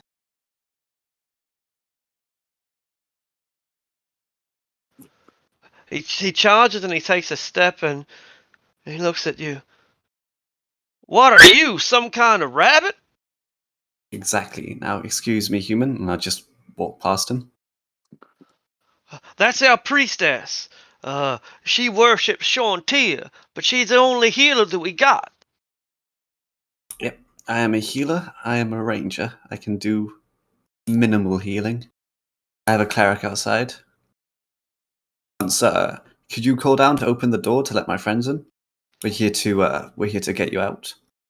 If it's all the same with you, I'll just wait here and watch you for a moment. That's fair. I guess I'll then just do the cure wounds. All right. She comes to and she wakes up. She looks around. Where am I? Who are you? I am the angel of life. Ah, did Shantia send you? Nurse. And our red wizard sent me. A red wizard? Oh, that's unusual. My name is Marisha the Bountiful. Are we still in Tilverton? Yes. Yes, but we're about to get out. And I guess I just walk back to the window, and if I can see the party, I just give them the all clear. And wait here with the rabbit. I shall let the others in. There are others? Other rabbits? No, no other rabbits. They're adventurers, though. Oh, she processes this, and starts looking around for a holy symbol, essentially checking for her personal belongings, and sees her armor over on the side of the chair, and has enough strength to go over and begin to slip on her chain shirt. Meanwhile, the door opens, and the rest of you find a half elf who has arrows trained upon you. Is trying to convince this broad-armed, short, bald, moustached fellow not to open the door and let these strangers in. It's not polite to hold the crossbow.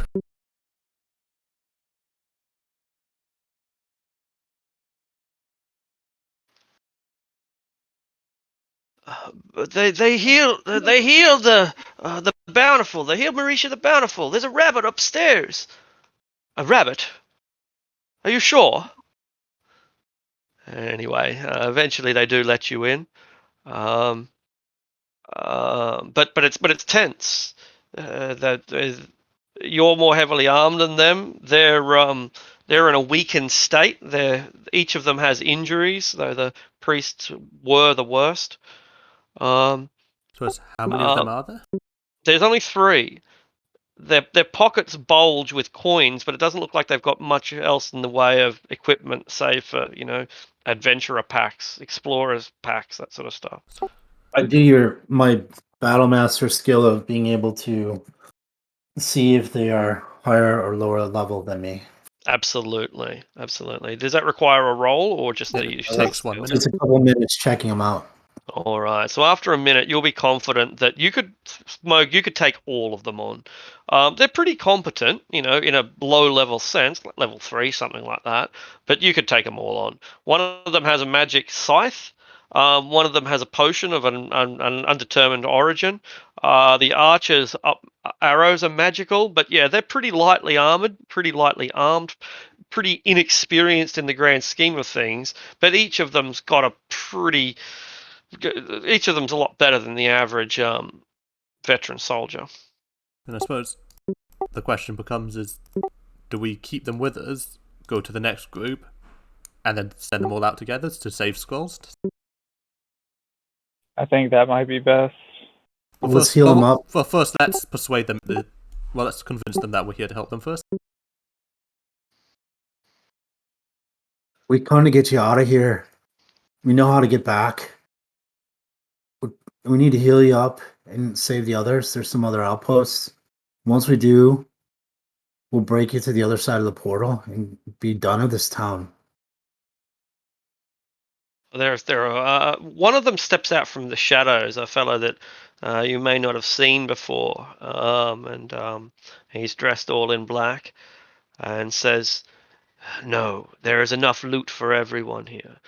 We simply need to rest up, and when we have our strength back, we can resume our search." It's already been looted, fool. There's a wizard up there which much more powerful than you. Then we shall avoid that building, and we'll stick to the homesteads and take the jewels and the coins.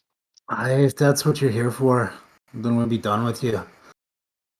But anybody that wants out of this cursed place, come with us. So, what's his plan on how to leave? We shall walk out. Getting over the walls shall not be an issue, and then we will simply depart through. You think that's how it works, do you? Why would we be wrong? Have you tried it? Then explain. Yeah. I want to explain to them that we're basically in another dimension right now, and you need to be able to shift planes to get out. And we're the only ones in town that can do that, apparently. Another dimension?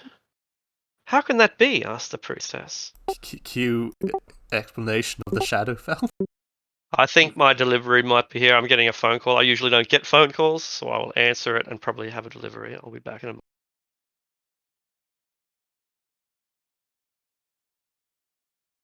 Because I'm gonna say, Flight. The only thing weird about Flight, cause he looks like a wizard with a shield at the moment, doesn't he?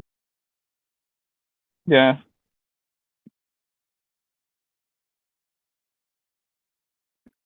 Yes.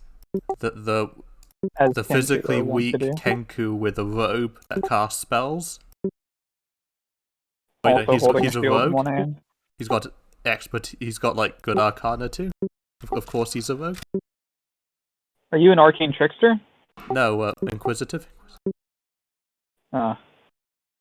Remember, he's got 1 level in cleric, so he does cast spells. Are you Hugin or Mugen? Excuse me? Moonin. Are you Hugnin or Moonin? Don't know what that means, I'm sorry. Those are Odin's ravens. You know that. Well, one's white and one's black. I think. I suppose he'd be the black one then. Human? The second one is the black one, I think. I thought they're both black.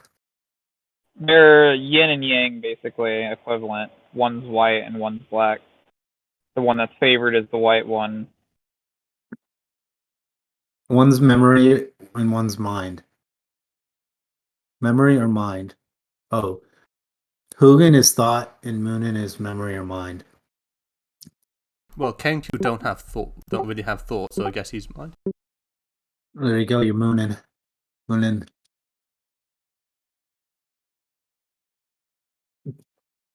Fly around the world spying on things. Flightless definitely sees. I mean, but he definitely doesn't fly if you didn't get it from the name. I mean, the hobbits didn't fly to Mount Doom either.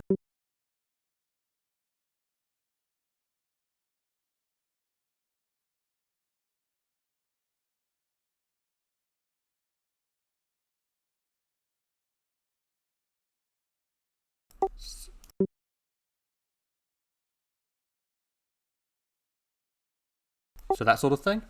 Just take the 3 there? I mean, is it 4 now? Yeah, we can take them out and leave them and say we'll come back for you.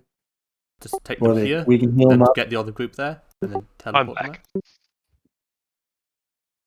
Yeah. So the priestess, you tell her at the Shadowfen the way she's been time shifted, and that's but we were the first people here, and there was nobody else here. How did you find us?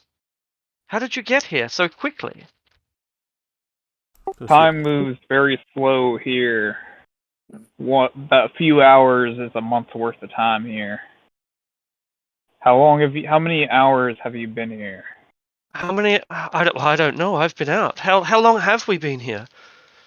Oh, I reckon we were about halfway through our rest. Oh, it must have been 5 or 6 hours we've been down here now. I suppose he'll mimic the Red Wizard telling him what the date was. You know, like midwinter, basically. Gosh, we've But that's now way off. we've missed your wedding, Walsh. I missed my own wedding? Oh, I'm gonna get divorced over this. What's gonna happen to you? I show the cleric the symbol of that I took off of one of the ninjas. I see these are the folk are behind this. This town isn't coming back. It's slipping deeper into darkness. And our time is ticking. You're not going to be able to walk back through the walls. We have the gate to get out, and this is a rescue party to get all you fools that came in raiding. I don't know why, but we have a paladin with a heart that thinks you're worth saving. I had been keeping this for, well, a real emergency. But it's all that I have. Please take it. And she pulls out a diamond from within her pocket worth 300 gold pieces. Why don't you just keep it and give it to us when we get out? A better idea. I'm not carrying any of your crap. A better idea. A better idea indeed. All right. So they basically agree that the time for looting is over, and while the thief is certainly not happy about it, without the rest of the party to support him, he's not going to go out there into the wilds to try and solo it. So they are under your jurisdiction. If you wish them to remain here quietly, they will. If you wish them to accompany you, they can. If you just want to teleport them out, you can do that too. We need to get a staging party outside the walls. So I think follow us over put the them walls. like about here, then move in and pull more people out because we only have so many scrolls. And if that group's similarly small, we just need one scroll to get all of them out.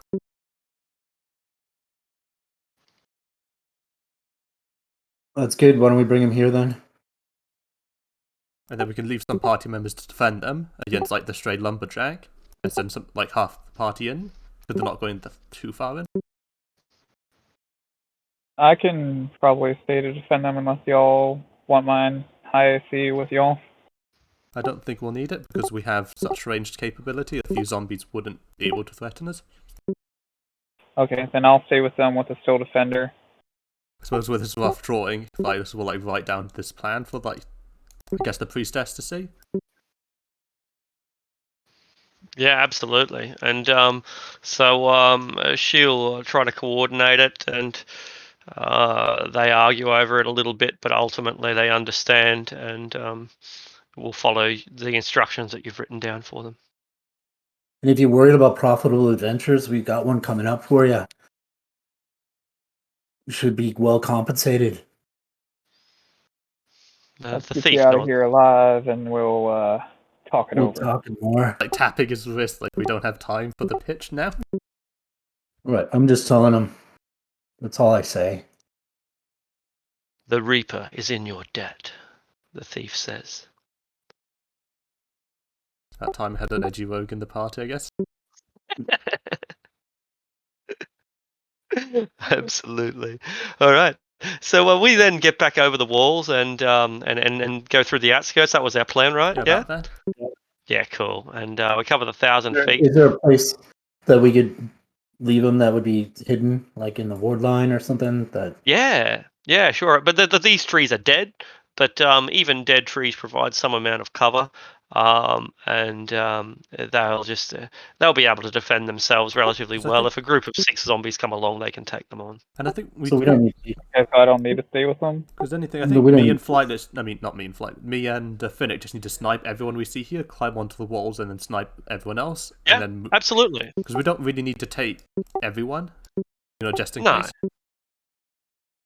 I would take Locke with you, but Yeah, so just me, in case. Flight, me, Finnick, and Locke will go and because we might need some serious healing. Or some serious banishing. Yeah, that too. Yeah, absolutely. Yeah. Assuming it's just zombies and shadows, each of you are capable of dealing with them. But if anything worse should happen, then that does. We know that the Netherese shadow mages are here, so that's an issue. Anyway, We'll have someone on the watch. Yep, you got them on the Okay. wall. Yep. And are we sending Fiddick up again, or are we changing the process this time? What does I suppose before anything, what can Flightless hear anything inside the building? From a couple of 100 feet away, it's a bit muffled. Your passive perception is enormous. You can see that there is there is a fire going in there, and it's the sort of fire that couldn't keep going without being fed, or it would get out of control. One or the other. It'd either go out or it'd get out of control. So it looks like someone's got a fireplace burning. I suppose he'll point that out to the party that it's still occupied. I don't mind stealthing head again. Cool. This time, to make it better, I'm going to cast Pass Without Trace. Very good. Fast Without Trace, we won't even worry about a stealth roll. I'm sure that you'll get there. So at the edge of the Crown Hotel, as it turns out, is a loyalist tavern and inn. That is to say that they support the crown, they support the current king, they support the Boreskia dynasty, and all things traditional and Cormyrian. And it's appropriate, perhaps, because the last patrons of this tavern appear to be devout patriots themselves. One of them is a purple dragon knight. The others are purple dragon warriors. So you've got 3 soldiers here, 3 men. The knight is at least 50, and he might be pushing 60. That could be the necrotic energy wearing down upon him. And the other 2 are probably in their early 30s. They all appear to be accomplished, hard, dangerous men. But their tabards mark them as loyalists to the crown.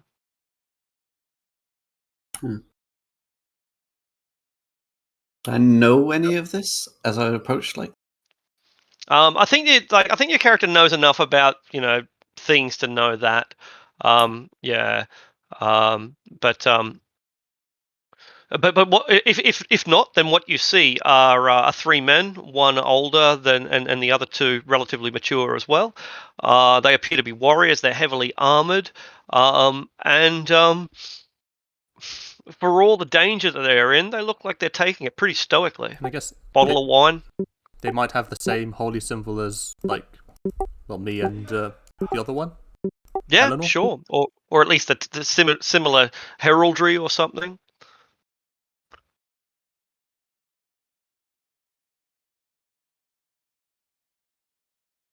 You come back and get Eleanor if you need to. Well, Flightless is a cleric of that, a pretty significant Cormyrean god. The landowner in Cormier. Good point. He's a duke. I suppose for this one we might just go up to the back door and knock on it. Yeah. All right. Say something like "All hail Cormier." Well, Then knock on the door. the bastards are at the door now. Wait, they're patriots.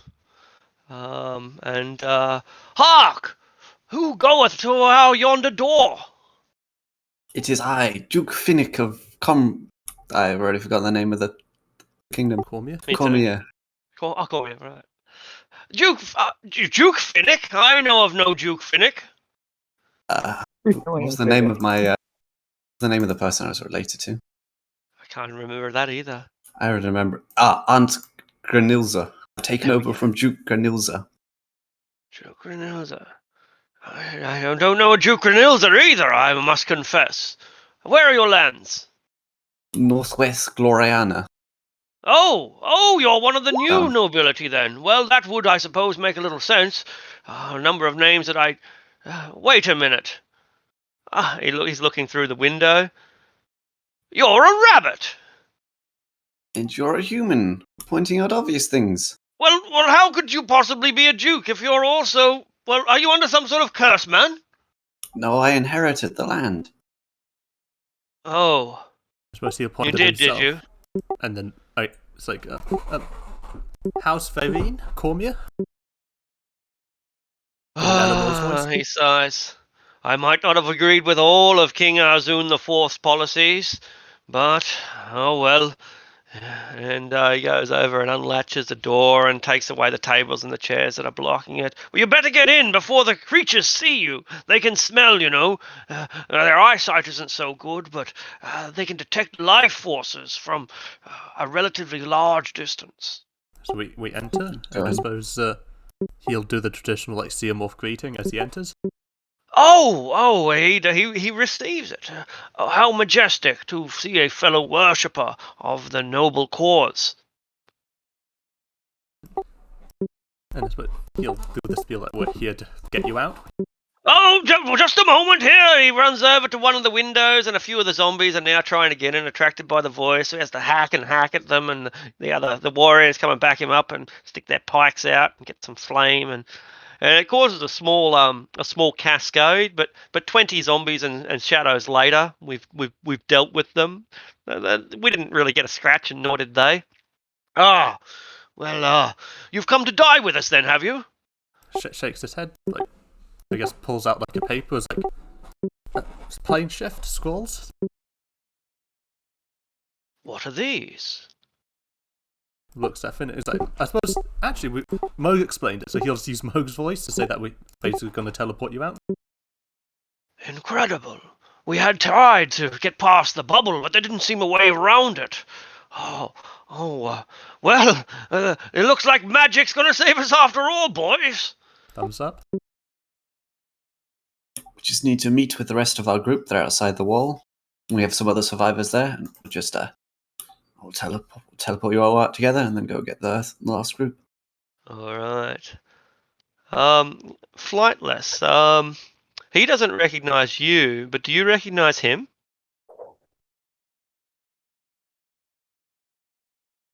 I think I recognize the token. Right. So maybe it's in your mind somewhere, but you just can't pick it out. But anyway, we escort this knight and his entourage out. And as soon as he spots Lady Eleanor, he'll know her. Oh, it's the guy from the tavern from the start of the game. Exactly right. That's right. Why, however, did you get here so fast? We rode helter-skelter and got here within 5 days. You must have been right on our tail. I guess she'll also like, unfortunately not. Wyvern water, time seems to be distorted within this zone. Oh, is that so? Oh, I remember only meeting you 5 or 6 days ago. A most curious development indeed. Well, we came in here to get you out, and we have 7. So I think it would be best to send you through now. Oh, again, then we'll explain we're sending them to half-hap. All right. Well, they're ready to go. I guess Do it's I time not to have to go with them? I'm not sure I don't about think you that. have to. Let's check out the spell.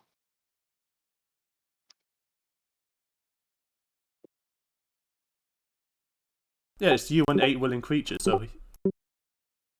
Yeah, so the caster is definitely transported. They're in the tree line anyways. We can go and meet you out there. But the problem is, like, the caster is transported, so once they are gone, they're gone. So, with Flightless would have to be the the other caster for the group. second one? Right. Or I could Well, just he can take them choose outside to be right and walk outside of back in. the That should work. Overton bubble. So Yeah. that should work. Okay. There's no, the indicators are that would work, and it does. And so So we need to roll to see how many scrolls we use? That's right. We got to just check out that We'll cast the roll. enhance ability on our cleric, giving Very him good. the wisdom advantage. I'll give him guidance. If he needs +3, I'll give him the Flash of Genius. So Right. suppose roll the die, roll a wisdom ability check at advantage with +1 d4. Take everything we can get. You need to score 19. Yep, you did it. Yeah, no problem. So you shift them out there, reunite with them with the red wizard, and we've been in here. So how far did we travel? Let's work that out. In 500, back another 500, about 2,000, about 3,000. So we've walked not quite a mile, and we've had a few interactions. That's probably taken us about a day. Yeah, I think it would take roughly. Are we all out? No, just Day in the just the actual new world? guys. That's right. The day in the real world. That's right. The day in Faerun. But instantly, Sildarin is back. He teleports them out, and in a flash of an eye, he's back. Even if he took an hour in the real world, for us, it was almost instantaneous. Where did you come from? We came in here a long time. Well, we just came in. All right. Where to now? I guess the Wait, last what's the group. last group? Sword and spell, wizard and warrior lodging, I assume? All right, which is in darkness. Yeah, but we heard people inside it, I believe. We did. They are fire. They are like casting spells to keep the undead out. And Locke would be good here, because if we need to buy some time, he can just create a few seconds of calm with his, like, let's destroy all the undead in the area. We can pull them back. Very good. So I think he should lead, I guess, the negotiation this time. All right. So does that mean that we're not sending Finnick up to do the scout this time? I think we should send Lady Eleanor over. I think Finnick should go, but Lady Eleanor should be part of the party too. So I think, well, because the 2 snipers, Eleanor and Locke, should go. Sure. Actually, there's no reason for anyone in the party to stay behind this time. We've got no one to protect, so we can just all go this Yep. time. That's smart. Let's go. Cool. So we're not sending scouts. We're just like jumping over the fence and knocking on the door. Well, Finnick can scout. That's So still- smart. Yep. Still sending Finnick as a scout Sounds then. good. We'll Yeah. snipe all the people on the wall and then send Finnick. And pass without trace is still working. So No, I guess I lost no? that now. Oh, you lost that. Enhanced Cool. Then ability. Is it enhance ability? 2 concentration Oh. spells. Of course, yeah. So make a stealth roll. Wrong one. Yeah, That beautiful. +10. I need to turn that off. 17. Pretty enormous. The reason this place is in darkness is because the creatures that are in don't need light to see. They are four of those monks of the shadow that we've had some problems with. Martial artists that tend to fight with shurikens. And they are lurking within, and one of them holds like a small crystal ball about the size of a grapefruit, and he is currently communicating with the crystal ball. Make a perception check to see if you can hear what they're saying.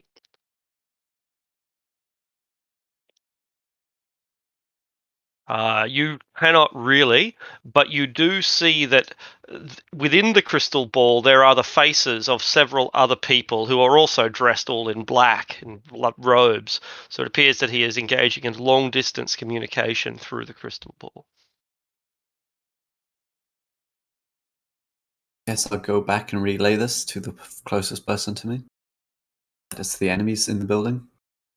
In this one. What about the other house? Isn't there someone in Eternal Love? Thought that was just a bunch of zombies, weren't they? There's a candle in this. In the last house has nothing but a candle that is lit, and that's as much as we know. The House of Love has zombies. Yeah, zombie prostitutes actually. Why don't we go to the I don't know. Do we want to hit them hard, or do we want to hit our enemies, or do we want to? I mean, if anywhere has loot, it should be this one, because the other two are just taverns.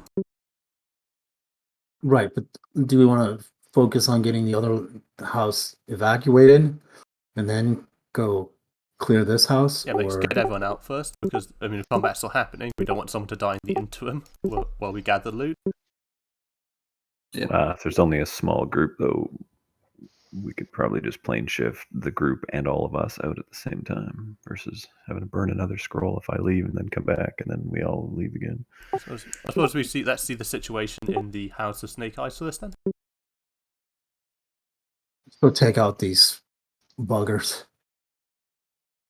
Because only sort of 4 of them, right? I think it would be a very relatively quick combat. Yeah, we can do that if you want. Did you see a way in? There are windows, so yeah, there are multiple windows that you could go in through.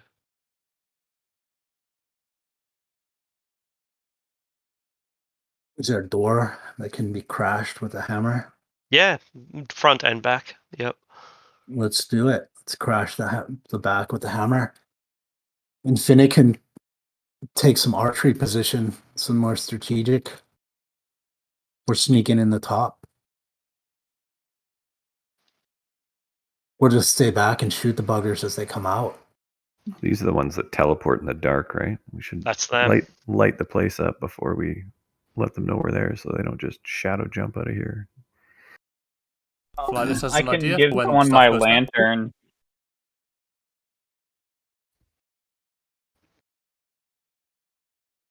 Because he has access to this spell. Oh, it lasts an hour, so he'll just pull the string, light it up, but then sort of just put it in his pocket, cover it up again. So we can just pull it out, like the arrow out, and just display all that light, so they won't be able to daunt away. As soon as you cast the spell, even if you do it like in a relatively hidden area, the flash of light attracts the zombies. So you have to kill a few, 6 or 7, and their shadows as well. And but you quell that wave. But the instant you cast it, even if you also instantly hide it, it brought them on. They'll see us. Well, I mean, it's covered completely now anyway. It's covered completely now. Let's climb the walls and be done with them. Yeah, so we climb the walls, get down on the other side. Very good. We make so much noise that they would no doubt hear us coming, and they have no lights to extinguish. So when we arrive at the walls, we find a silent tavern. whose only real sounds are the ones that are outside, the moaning of zombies and the occasional crashing of our hammer into their skulls. We're moving I in. send a. Can I send the hammer They through have the to. door? Send the hammer through the door, like smash the door down. Yeah, so we can just bolt in. Absolutely. So you I think smash the that door will. down, and in doing so, you attract some zombies, but they're going to take a while for them to get there. And so we barge into a room. We're not going to have a map for this one. Just chuck your tokens down anywhere that you want, and we'll just have to imagine it. It's relatively close quarters, so you can almost certainly, get from the point that you want to the point that you need to be relatively quickly, just due to the size of the map. But it might be that you can't even see your opponents. They are hiding, after all, within the shadow, and we'll determine that at your initiative order. Well, I guess as Blightus goes in, he'll also reveal the arrow then.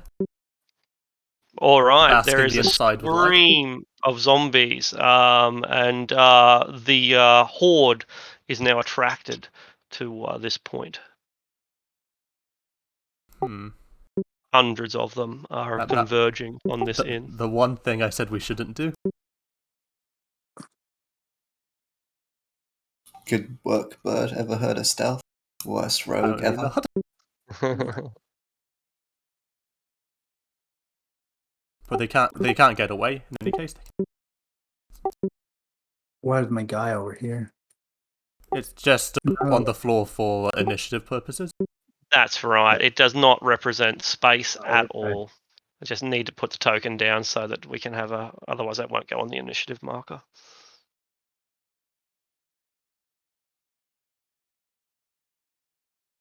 Alright, the Sword and Spell is a recently refurbished inn. It's relatively large. There would be space for 50 patrons here. An upstairs and a downstairs. It's both tavern and inn, so it's got a bar and a restaurant, as well as a bunch of rooms for people to sleep in. This battle is taking place in the downstairs area in the bar. So there are tables and chairs and glassware and alcohol. There are physical bars. There's the physical structure of the bar that is about 4 or 5 feet tall, made of solid wood, decomposing due to the necrotic energy. Yeah, so imagine an Irish gastropub, and you've probably got the idea. We smash in there. We look around. The Vizier, what are they going to do?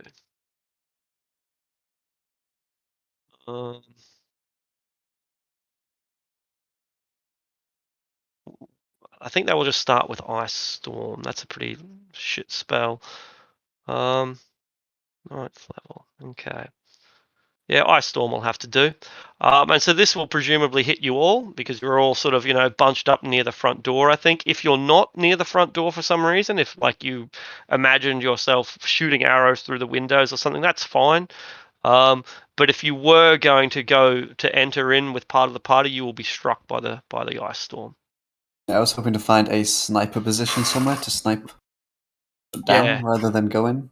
Makes sense. Yeah, makes sense that you would do that. I think that. What do we need to roll? He certainly does. A dexterity saving throw. And seeing it was also close, would it be safe to assume he also gets paladin stuff? Absolutely. Yeah, absolutely. Yeah, you pass, Moog?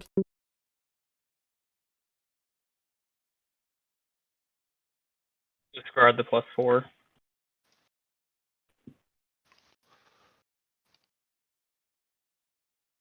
So Sildarin is affected, or no? Because of he is, right? Sildarin fails.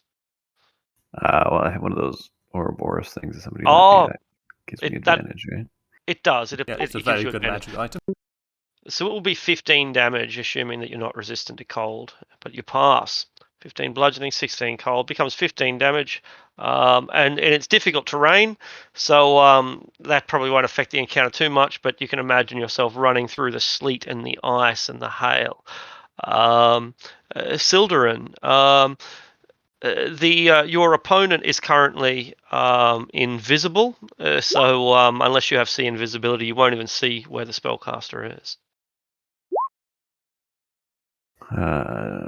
Do I see anything at all? You're looking into an empty bar. It's completely dark in here. There are tables and chairs, glassware, paintings, bottles of alcohol, and absolutely nobody. Unless, what's your passive perception? 19. 19 will be enough in that case. You will see the hiding in among the tables and chairs behind the bars and so on are 4 of those shadow monks that seem to be masters of teleportation. They're strategically located around the room. One is behind the bar, one is behind the tables, one is up in the chandelier. Yeah.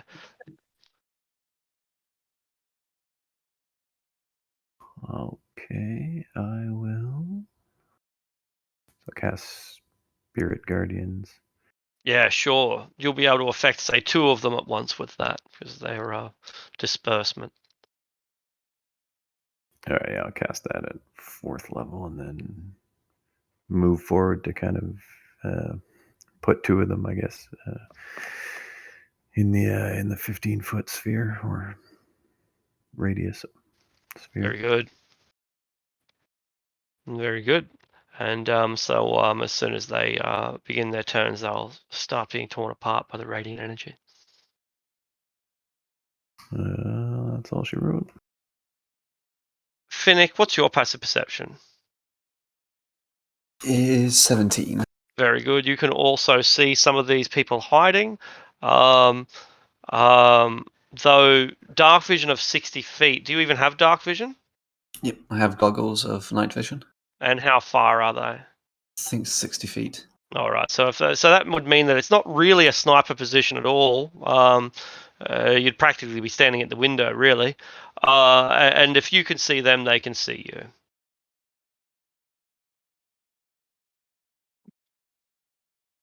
But you can attack Yes. them. Nothing stops. Yes, I guess if I see them, I'd take a shot at one of them. Yeah, absolutely. And it's a great strike. 24 is pretty severe. Pretty severe indeed. And it's not a lethal injury, but it's one that will be hard to recover from. And there will be no recovery since the second one is death.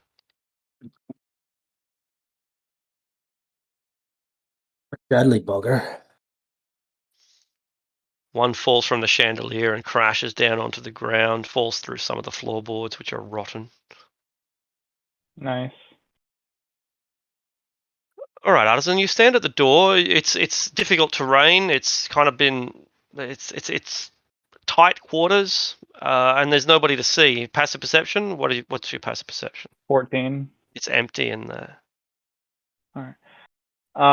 Since I hear them engaging in combat and I know they can see better than me, I'm going to run to the center of the room, and since old boy had said there were the monks, I'm going to use my action to unshutter my lantern of revealing, so 30-foot radius light around me. All right, the zombies hone in on you. There are literally hundreds of them, but they're a fair distance away, but they are converging upon us. Are we in a room? Yeah, You're at the doorway to a room. Yeah. You're at the back door or the front door, probably the back door. Yeah, like we smashed through the back door. We won't go through the front. Like, No. And they've reinforced the doors and the windows, so it should keep them out for a while, but this amount of light will likely mean that, an unlimited number of moths will descend upon us eventually. I do have an idea at the end of this combat. All right. Is the passive perception of 16 good enough for my 16 Steel is? Defender? Yeah, Okay. 16 is. They are hiding on a stealth roll of 15. Okay, so my Steel Defender will tell me that he sees them, And I'm going to direct him in that way and to tell him to attack. And I'm going to have him attack one of the guys. Was it by the bench? Yeah, sure. One, yep, near the bar itself. 13 won't do it, Got a however, 13 hit. and he leaps up onto the bar instead. That'll be my turn. Okay, so the shadows are trying to pull their zombies along, emerging from the body and acting like a force of gravity to pull them to catch up. Meanwhile, the monks themselves, one of them have already killed, one of them is directly engaged with the steel defender. 1, 2, 3, 4, and teleports away. Can he teleport Only away with in the light? lightness? Oh, there's so much light here, isn't there? That's the whole point. We're drowning this thing out. Of course. And so no, he cannot. I like to think he goes to teleport and then realizes, oh wait, that's why he's got like a beacon of light. Exactly, it's this blinding light that's there's nowhere to jump to. But I guess one of those strikes at least will hit, if not two. 2 of them. Cool. The third and fourth one, so that's 6 and 4. All right. And the other ones will hurl their shurikens at who has actually come inside? Only the steel defender? I'm inside. I'm in the center of the I'm room, just being a beacon so they can't get away. Did any and of them who take else? damage from the spirit guardians? Oh, of course, yeah, of course. So Sildarin will definitely be the force of their wrath. 2 of them are caught up within it. Both fails, 14 and 16. Yes. How much damage have you rolled? Just roll once per round. Where is that thing?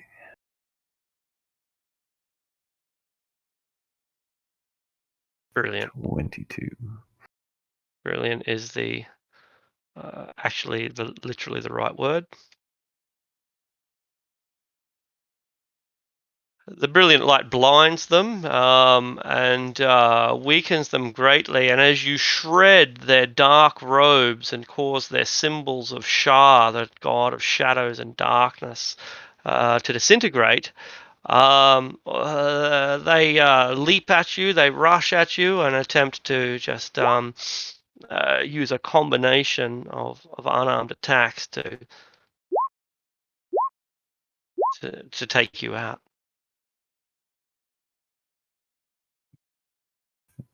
24 hits.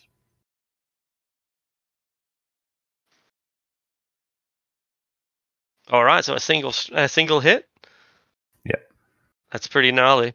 The first strike gets through your defenses. How do you block all these hits and kicks and headbutts? How do you stop them? If they're just using their hands and their feet, just let the plate armor absorb most of it. Get the shield out and start shoving them away. Very good, very good, very good. And their attempts to teleport out, of course, fail, and flightless. You get the sense that there is an invisible spellcaster in here with your incredible perception. You can't see where they are, but you can sense them. Though. Oh, you can't see invisible because you like robe of eyes or something. Is that what you got? Plus, everyone can see the invisible person if they're within my lantern. Right. All right. In that case, yep, their greater invisibility is pointless. Yeah, he'll go after the spellcaster. All right. If the spellcaster's alone, he'll do. He'll use his insight for fighting. All right. So it's a deception check against his insight. Okie doke. He did just roll. Oh, I still succeed. Very good. But it would be charisma on their part. But yeah, his charisma's lower than his wisdom, so I guess a 10 misses. It certainly will, but it will alert him to the fact that he is not invisible at all.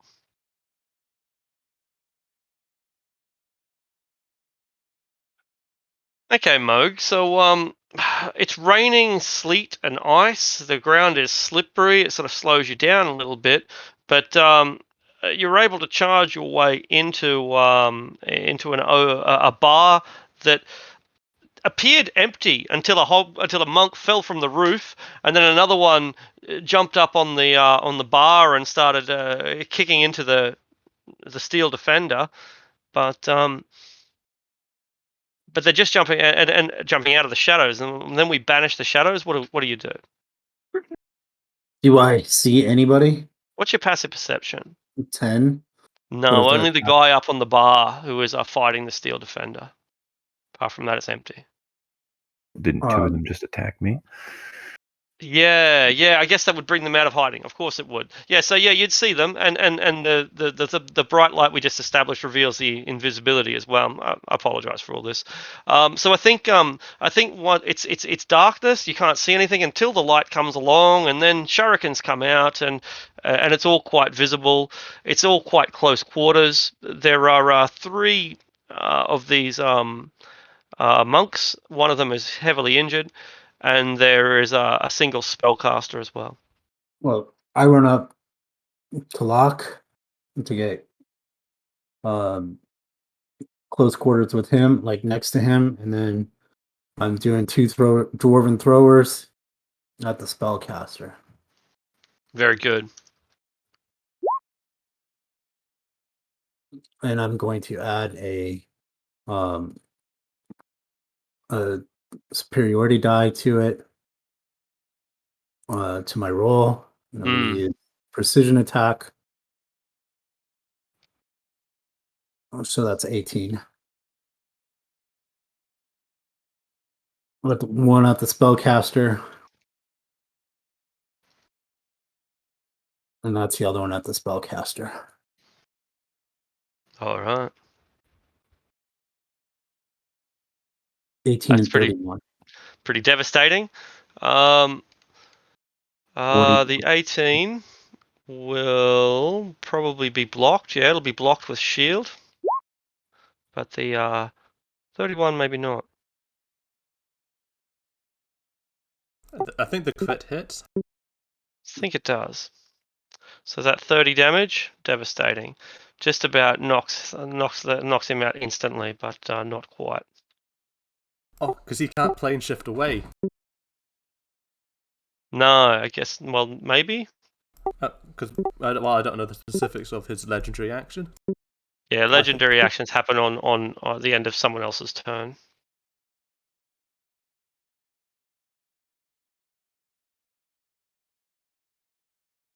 So Alright. I'm in a sentry position for Sildarin, back to back with him. So they're gonna have to attack me wherever they go. Excellent. Lady Eleanor. She'll probably rush in. I'll have her attack. Her passive perception is very low, so I'll just have her attack the visible wizard.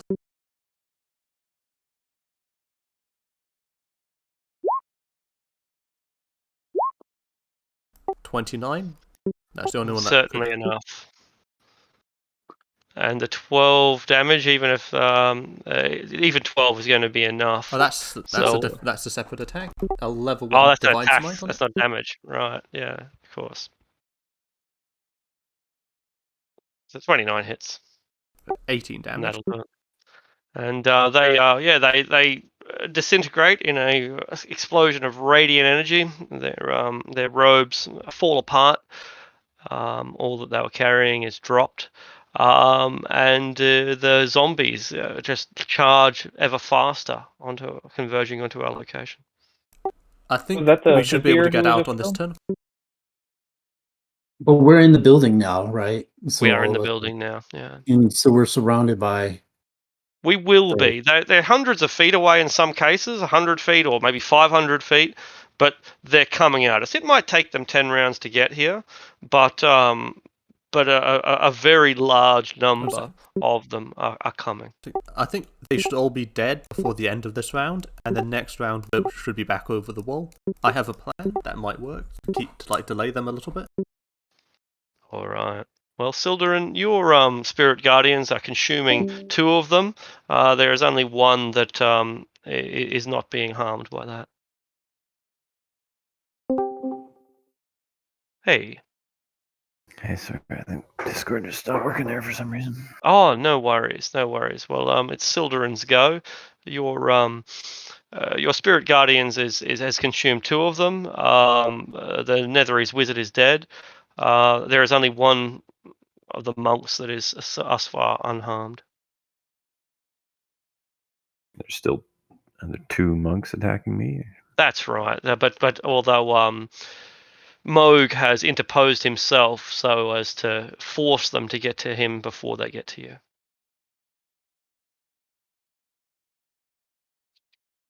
I guess I might as well go attack one of the monks.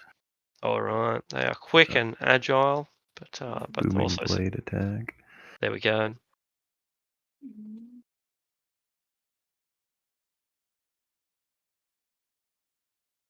Missing dramatically. Indeed. And he suggests that you train harder. I like these guys. Huh. I guess it's a bonus action or a spiritual weapon attack. Good choice. I thought you had Spirit Guardian. Oh no, I forgot. I keep forgetting because it's such a powerful can have combo. both. I keep forgetting you can have both. Yeah. That's certainly enough. Blinded by the light. And that will take another one of them out, knocking him onto the ground unconscious, where no doubt the zombies will consume him when they arrive. Horrible way to go. That's it for me. All right, Finnick, 1 injured, 1 not. You're practically at the window shooting in from outside.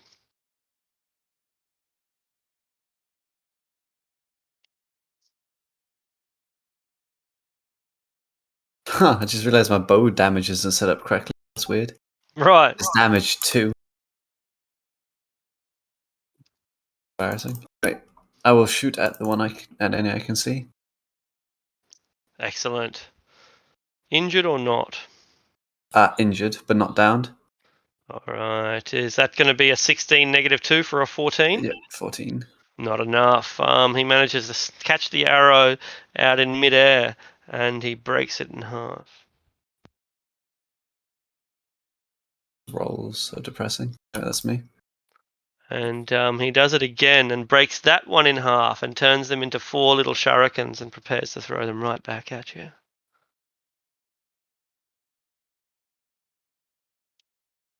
Artisan, there is 1 injured, there is 1 not. I'm going to rush the one that's not injured then.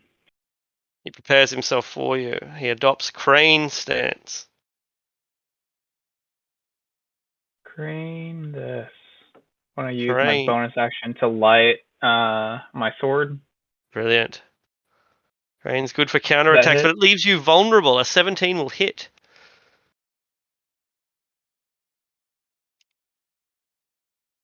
All right. He is now flaming Crane. I take it that doesn't hit. 13 will not. And my still defender will move to the one that Sildarin's in melee with, Aha. but take the dodge action. All right. All right. Well, the one that is in Crane stance then counterattacks. Try it. That's a bicycle kick. Nope. Not even close. And the other one is caught up in the spiritual guardians. How much damage this round? Hopefully lots.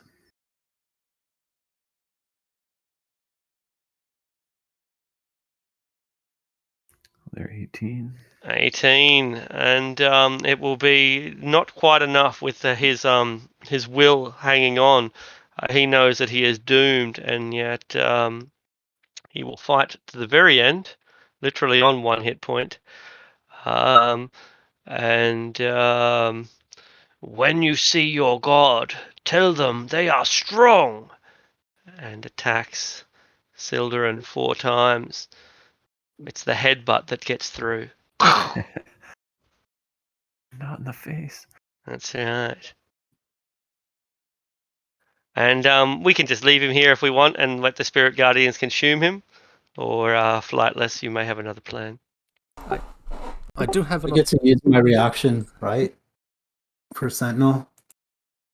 Yeah, I suppose so. Yeah, let's say that absolutely. So when a creature within 5 feet of you makes an attack against a I target guess other than you.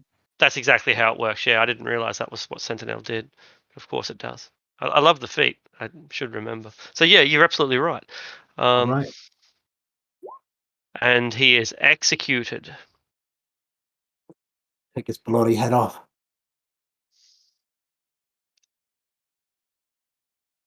Or style, just throw it right through his mouth.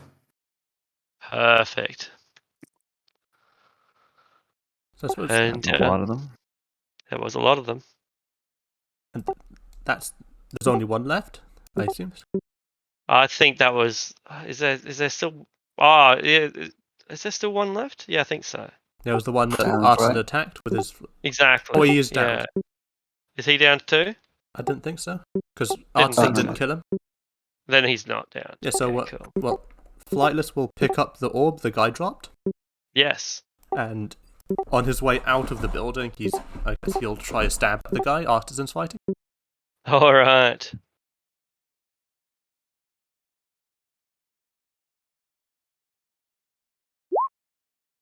Not Not enough. A bonus action, disengage and move out of the building, and you'll hand the arrow to Finnick and tell him to shoot it into the distance. About here. All right. Oh yeah. Yeah. Sure. Yeah. Sure. You know the flare arrow? Just Yeah. 320 feet. It's going to land about here. Good idea. Send the flashbang somewhere else. And then we turn all our lights off and head off over the wall again. And Moog, that just leaves one of them left alive, unless you count the one that's unconscious. I'm not. The one left alive. Bam. He's not alive anymore.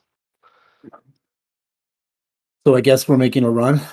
Yeah, we're basically putting a light, because he's basically going to shoot his big flash somewhere else. We're going to turn all our lights off and then head off over the wall. Right. Well, Moog starts running because he's slow to the wall. Very Start good. climbing. Quickly cast that.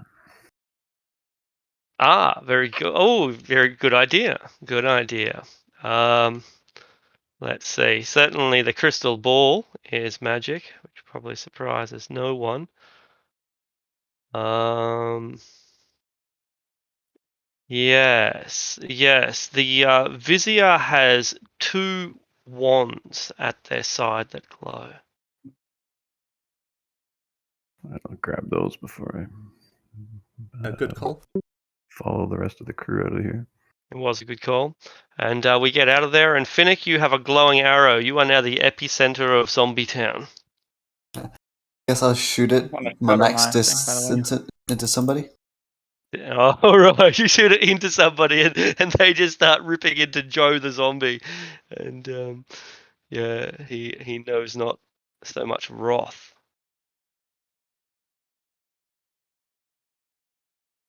All right, and we are back outside the walls. They are both evocation magic, these wands, but wands often are evocation.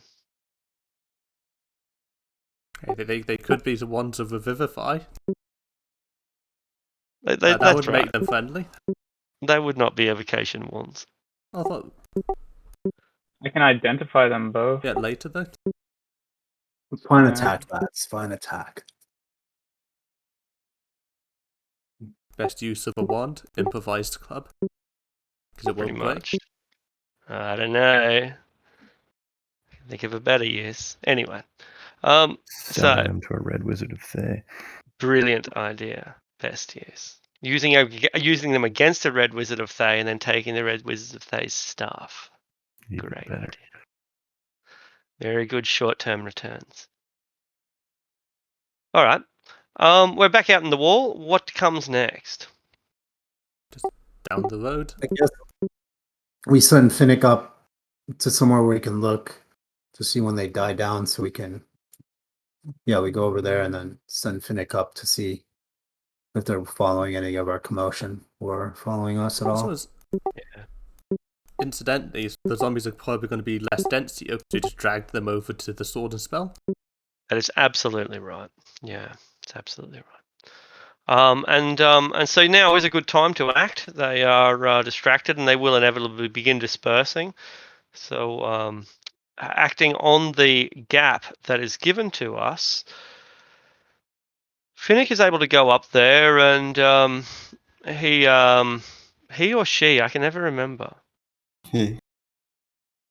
I still didn't hear. Ah, sorry, he. I thought so. I think it's mainly because like it's the. It's really hard to find a good picture of a rabbit folk. I gave up and just settled with the one from our mail. When just that's right, and I just keep associating. Anyway, so should remember that from now on. House of Snake Eyes. There's only one fire going on inside here. It's a little lamp, not a candle, but a lamp, not much bigger than a candle. There is a sign out the front of this pretty modest home. It's nice but modest, like not very big, but materials. Anyway, the snake reads, "Home of Snake Eyes. First person to witness the arrival of Timora, goddess of good fortune, during the time of troubles, 1358 DR." And sitting within this place, it's lavish inside. It looks better inside than outside. Cluttered perhaps, but cluttered with so much good shit. Exquisite wines, tarnished silverware, casually discarded silks, strange books, and priceless artworks, all deteriorating here within the necrotic energy. And at the center of it all is a halfling man. He's wearing a hat.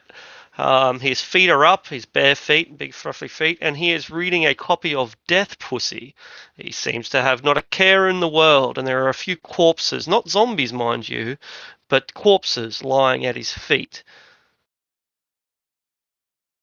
Just Elementor's little brother. To look through the window, does it look like the corpses were killed by zombies, ravished, or more finessely killed by a dagger? Good question. Make an insight check. All right. Is he within range for me to see? No, I don't think so. Finnick is by himself. Okay. All right. It would appear that one fell onto a fire poker, which has been driven through his belly and popped out the other side. One of them looks like a bookshelf collapsed upon him, and he has been crushed underneath. And the other one appears to have been smashed by a piano. Piano just kind of fell upon him. I've got apparently. a feeling these guys lost all their luck when they tried to loot this particular place of Timor, the goddess of luck. Oh shit. Guess I'll just knock on the window. He looks over, picks up a pair of bespectacled titanium or adamantium spectacles and puts them on his nose and looks out. Hello? Hello. I've come to see if you want to leave.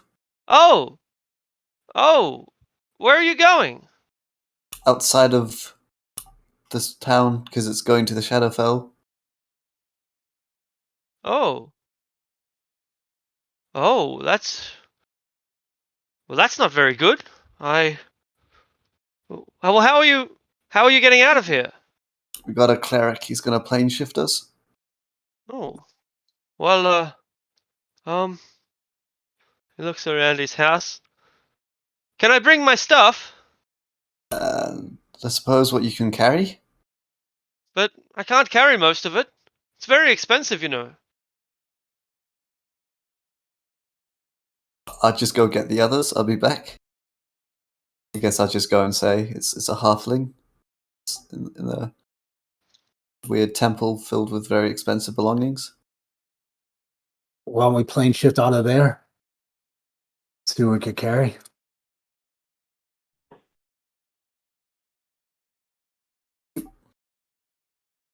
Like between us, how much of his stuff we can just pick up, and then...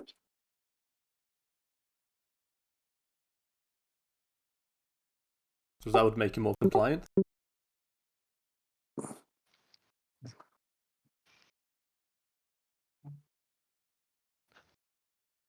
So we go back to his house. Yes. Aye. All right. So there's a couple of dead dudes lying on the ground. They appear to be armed. There is every luxury that you might imagine: spices like saffron, wines from all over the world, silverware from Mithranor, mahogany tables, exotic paintings from Kalimshan, and carpets for the same. You name it, he's probably got it. So he'll point at the bodies with a curious look and just go, thieves? Yes, yes. Uh, they dared to take some of my things. I tried to warn them. I want to walk up to him and look directly into his eyes to see if he has snake eyes. Indeed, have snake eyes. Very cool. So you be Snake Eyes. That I be. Pleased to meet you. Pleasure. Mr. Snake Eyes, we must be leaving. Are you coming with us? What's going on? There was a great explosion. It looks like the whole town's been taken out. Turned Aye. into zombies, anyways. They never were much more than that. Your town is disappearing into the darkness. We don't know how to get it back. We've come to rescue anybody like yourself. We don't know Well, how I to guess spell it. I would be a fool to say no to you. I've been very, very lucky since I met Tamora, and maybe your arrival is one final stroke of luck. I best not look a gift horse in the mouth. Let us go then. Take you what you want. I have no need for it. I'm sure that Tamora will provide for me. I'm going to curiously pick up a bottle of wine at his offering and Make then a just... dexterity saving throw. Ah, damn it. But he offered it. Right? And you get the bottle of wine, and it's worth 50 gold pieces, so that's great. But the shelves of wine fall over and smash, smash, smash. There's glass and wine everywhere. Careful, he says. I'm gonna be the essence. You got any recommending what we should be taking? Oh, Just well, We're they're not not to going be to need robbing those them. things, are they? He points down towards the corpses that have jewels on their fingers and knives at their belts. Is that detect magic still going? It's been more than Detect 10 magic is minutes. still going. Good call. The knife on the warrior, rather the knife on one of the dead people is magical. And apart from that, oh gosh, has he got anything magic in here? I don't think so. It's all just expensive, but not magical. But the knife is. Feel free to take any of my trapped belongings. Yeah. Right. I'm just going to put the bottle of wine back on a shelf, tap it and say sorry, and then walk away from it. All right, no worries. It's the only bottle of wine left, but you leave it there. I mean, the opposite way around, like it won't age at all, will it? So by the time we next get here, it won't have aged. I guess not. No, that's right. It won't age, but the necrotic energy might Necrotic age it in a infused way. wine. Yeah, yeah. That's Well, if he's got jewels on him, we take the jewels off the dead guys. all And right. some baubles, whatever. And This wine if you need any help hints of zombie. lifting stuff, we can take it for you. You could take it on the way out. But that's about it. We can only go with what we could carry. Oh, he sighs. Tamora will provide. Let's get out of here. Aye. And then, I suppose, guidance? Anything else? Still advantage. Still concentrating on that spell.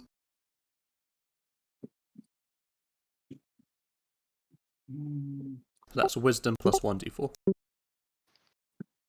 And advantage because of enhanced. Oh, we're going to need Flash of Genius for this one. He is not here to say the words. No, he hasn't added the 1d4 yet. Oh, yeah. You know, it's weird that they checked the box thing, but it didn't go on. But 4 21. anyway. So that's him. So that we can get everyone out now, can't we? Think so. Okay, so Yeah, it's just us plus Snake Eyes. That's right. So that, I suppose, in game time, that was a lot faster than I thought it would be. Yeah, it was. 2 days. It was really. Yeah, good call. Because I was sort of hoping to time skip, but basically we come out like, oh, it's time to go to Tilverton now. But that's not the way it worked out. I don't think we've seen a fire knife before, have we? No. Oh, we I have. don't know. Have we? We have When in the tower, the guard. person pulled out a fire knife. I think because he's one of the Sembian guys. Yeah, that's right. That's exactly what fire knives are. So I don't appear to have a fire knife card made up. Maybe I'll get one made up. But they do an extra D4 fire damage, so it's a +1 dagger that does a D4 fire damage. And while that's good, that's pretty cool. A dagger that does an extra D4 fire damage is cool. It's exclusively used by the Fire Knife Thieves Guild. They are rich Sembian kids. They are rich business kids who get bored and want to be rebellious. You know, like think Romeo and Juliet, the Capulets and the Montagues, those rich bastards running around just causing trouble for everybody else and getting away with it because they're rich. That's what it means to be a fire knife. So it's a +1 dagger that does a D4 fire damage.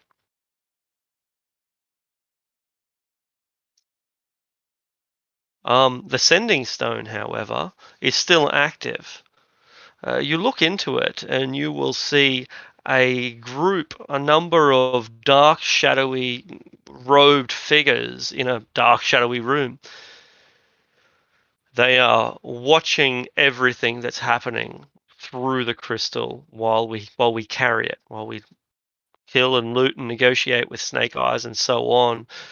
They just watch. Yes, I'll look into it. Do they look like the wizards?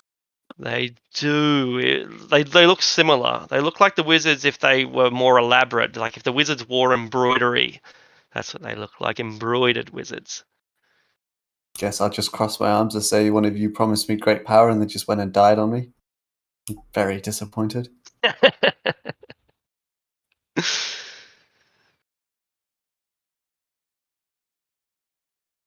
I see that you have found out what happened to your city. So one word is why. This is a warning against further interference in the Empire of Netheril.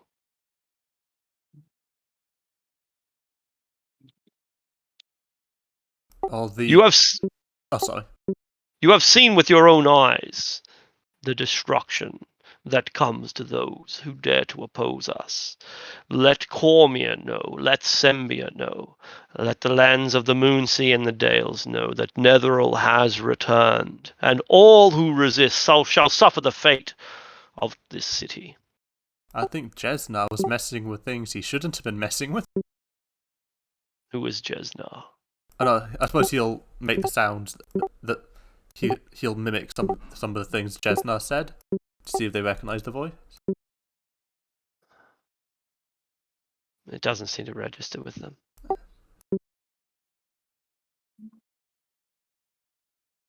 Because at this point, so, like Eleanor would probably demand like why they did this. Like, what was the provocation? Netheril has returned. We wish to demonstrate our power to the world and the futility in resisting our arrival. You did it in the desert too? The Anarok Desert is the heart of our empire. Netheril has always been here. There is no other to claim it.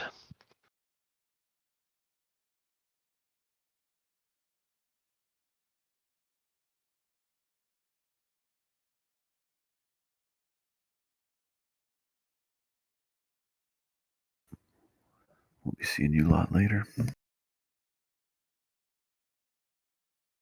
Are we in half again? Where did we? Where did we teleport to? Outside with the Red Wizard to see if they stayed up. I guess so, yeah. I assume I'd take us back to the same place I had taken the other crew. Makes Does sense. anybody know of this person he's talking about returning? Like, who is this? Do we have any idea what The he means? Netheril?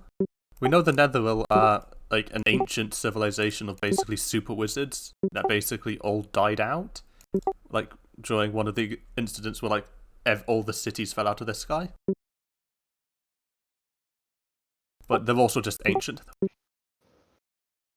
Are they the ones that started the desert? Their enemies did. They occupied the desert, and their enemies created the desert to destroy their empire, and it worked. And from the look, they might have just passed into a different plane to escape the desert. And now they're coming back.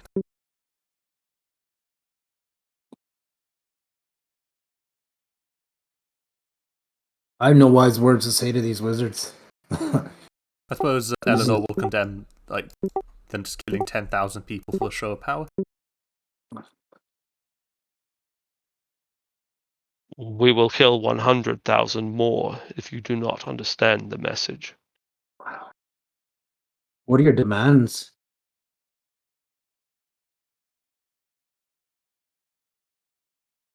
We make none. So this was just a mere show of force, saying you're coming, get out of your way. Precisely.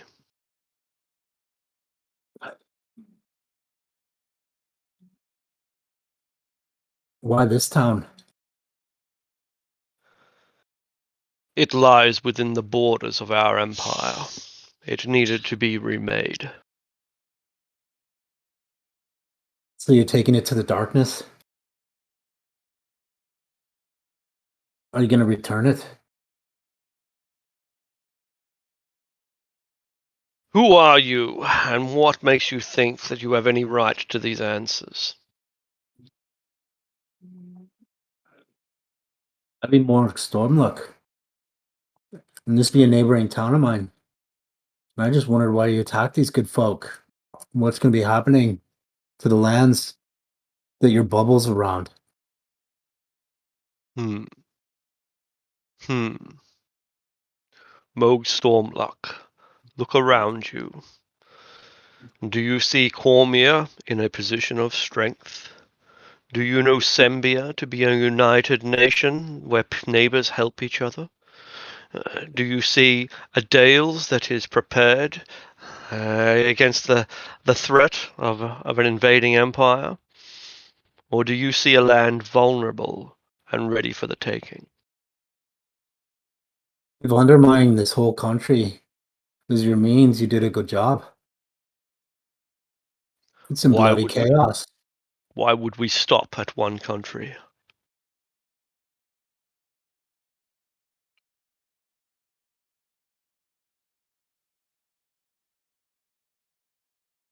I guess. Job well done, if this is your strategy. But now that you're out in the light,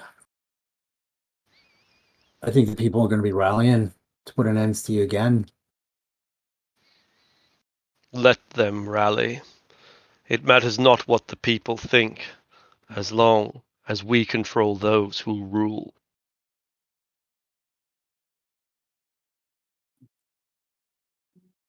I think the people of Cormier are going to be looking at this to revenge the martyrs of your attack. I think you just created a rally cry. And I think we know how to sniff out your usurpers. I think you've been off more than you can chew here. Then perhaps they will pay more attention when we move on to Arabelle and do the same. Or Suzale. How many cities do you think it will take, Mo Stormlock, before people understand that we are not to be trifled with? I guess that's up to you. Pretty soon you're going to wake the gods. You're going to have more trouble on your hands than just us good folk. This is magic deeper than my understanding. I just know you kicked over the hornet's nest. And you're going to be having a war on your hands. Well, we have gods of our own. We know how to find your usurpers now. We'll be looking for them.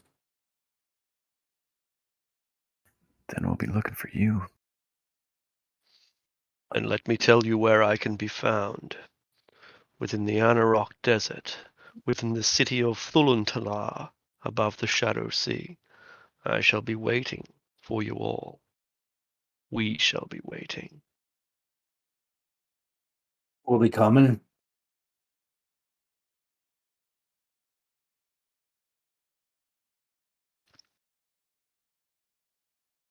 And the Sending Stone remains open as long as we keep it open. In fact, it's a constant, steady stream. So we have the ability to hide it. We could put it into a black velvet bag, but we're basically carrying around their eyes and their ears with us now. Can Flightless try to determine if there's like an off switch on it by examining Doesn't it? appear to be. It appears to be a modification of a Sending Stone with a very specific purpose. To constantly send information to a single source. It's a streaming service. It's a CCTV. It's very Serious particular. bandwidth. Yeah, exactly. And the fact that it was working on an interplanar level shows you just how potent it is, I think. I suppose you can throw it to the bottom of one of our bags of holding. Of holding. That would work. Yeah, I was going to say wrap it in a cloth, so they can't like see what's inside the bag of holding, and throw it in the Very bottom good. of the bag of holding. That's a great choice, and so that's how we deal with it. So you now have like you can call it whatever you want, but it's a Sending Stone that communicates directly with the Shadow Council. Since it's in one of the things, I'll put it in the party wealth. Good idea. So Oh, by the way, those wands, you're not gonna like this, but when we finally identify the wands, one is a wand of fireball, the other is a wand of lightning bolt. They function only within the confines of a mythal, which is to say that you need a magic bubble. But Tilverton would have worked, but outside of the bubble of Tilverton or Mithranor, they would work within the confines of Mithranor. Outside of those two places, you don't know if they would work at all anywhere else. Or we go into some more of these bubble towns. Will we not? Potentially, there's not many of them, but elves and the Netherese were the ones who made them, so there is a possibility, and so you should record that you have this wand of fireballs, wand of lightning bolts. It's just that they only work within a mythal, because the mythal itself powers them. It's like being in a great big Faraday cage or something, a Wi-Fi center, perhaps. Wi-Fi magic missile.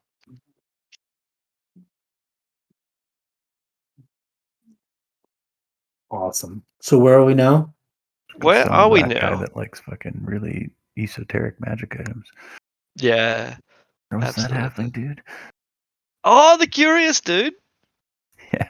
Yeah, that's a good call. Yeah, these are worth more than the average wand of magic missiles to him. Yeah, it's unique. It's a good call. Where's the I want to go to where the people that we saved are. that's where we Yeah, went. that's right, and that's just outside the bubble. They've been waiting a couple of hours for us, but not that long, less than a day. And from here, if we wish, we can go straight back to the dwarves of Halfap, unless there's something that you wanted to address here. Why don't we talk to the folk that we saved and Yeah, figure out who they absolutely. be?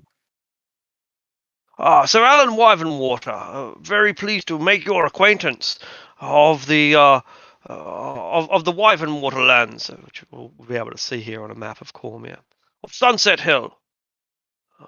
If there is anything I can ever do for you, then please do not hesitate for one moment to ask, for I am gracious for all that you have done for me. And after all, I am, of course, the liege of, I think he's like the liege of Eleanor, maybe, if she's like in control of Arabelle, or if not, then they're equals, something like that. But he holds them in great esteem in any case. Will we tell them what we found out of who did this?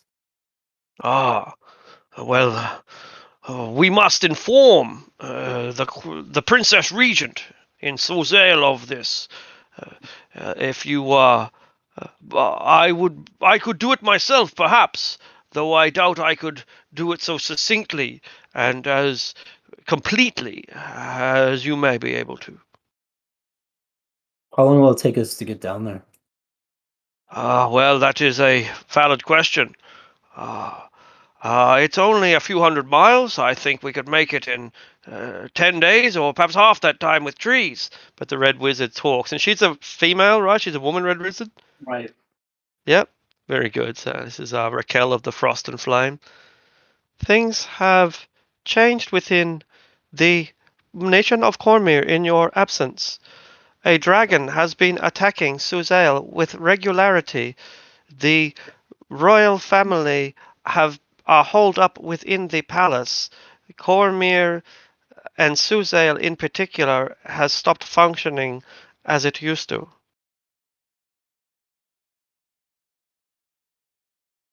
Well, friends, it looks like we might have to be hunting or spending. Did you say a red dragon?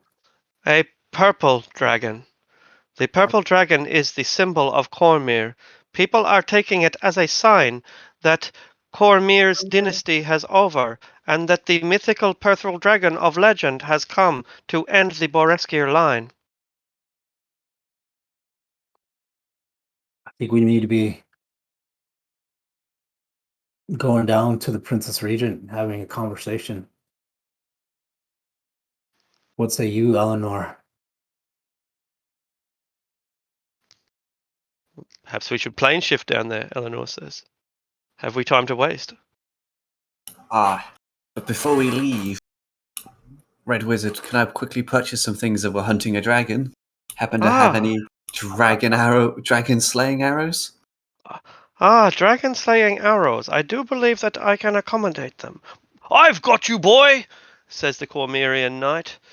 This is my ancestral blade, Worm Talon. I would have you take Worm Talon and kill this dragon for me. I'm It not a would. very stabby type of person. I'm more of a Oh, shooty person. oh, I take that as a very kind offer, but as you could tell by my stature, I'm not as strong as you for wielding such a powerful blade. Right you are. I see that your little arms might be, well, quite frankly, you're not even as tall as the sword itself. I do feel What kind of sword is it? Great sword or a great sword. What about Lady Eleanor? Oh, my lady, it would be an honor if you should take this blade.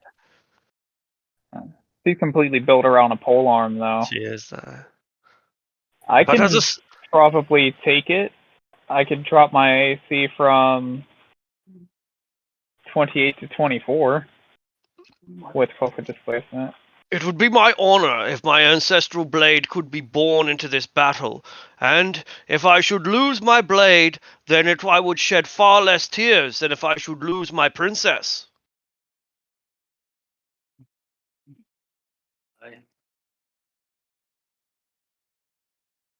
I look to the adventurers,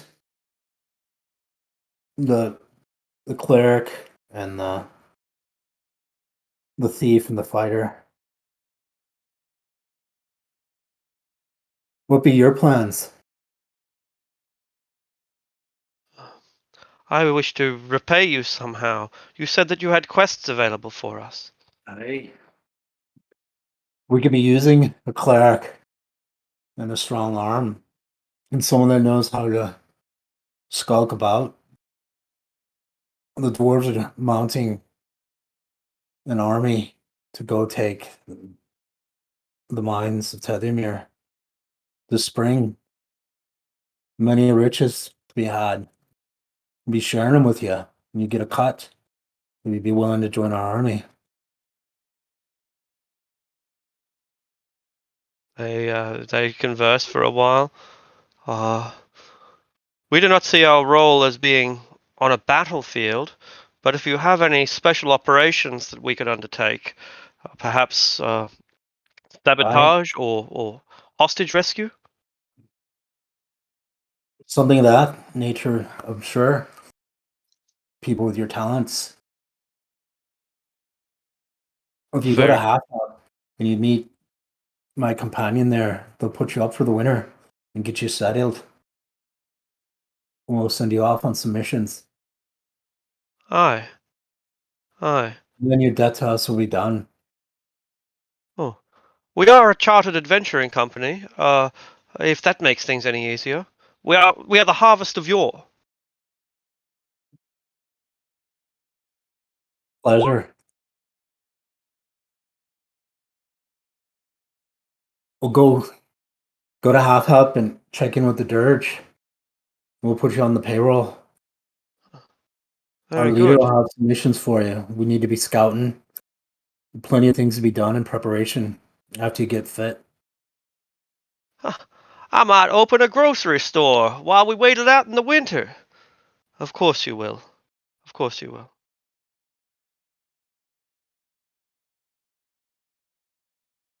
Well, Harvest Yore, it's a pleasure to have you aboard. The Harvest of Yore are yours.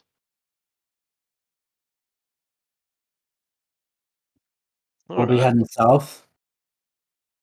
Got to take care of a dragon. That's very bold of you. Tell our man at the Dirge our plans. And they'll be checking back in him after we finish our business down south. As you say, General.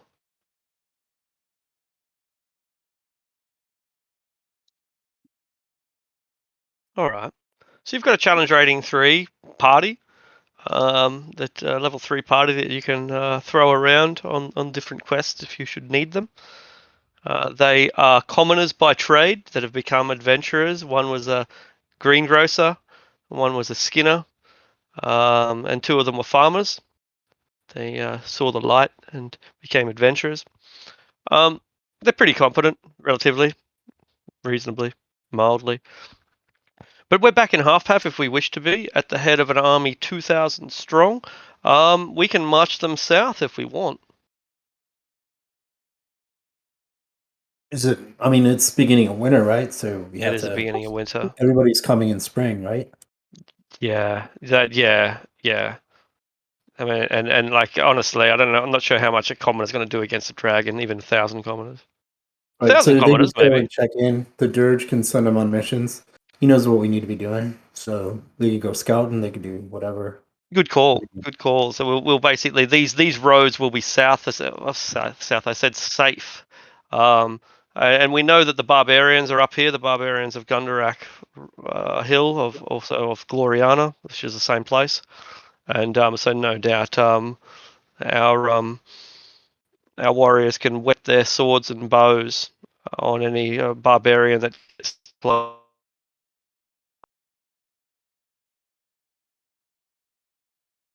Meanwhile, as for us, we hear that there's a dragon down in Suzale. Um, um, do you want to go after it or not? I'm not sure. It's I mean, you've only just heard about it. Well, I think what we know is the plot. We have evidence that the plot is to undermine Comeria, and we have already, unwrapped Arabelle and foiled that.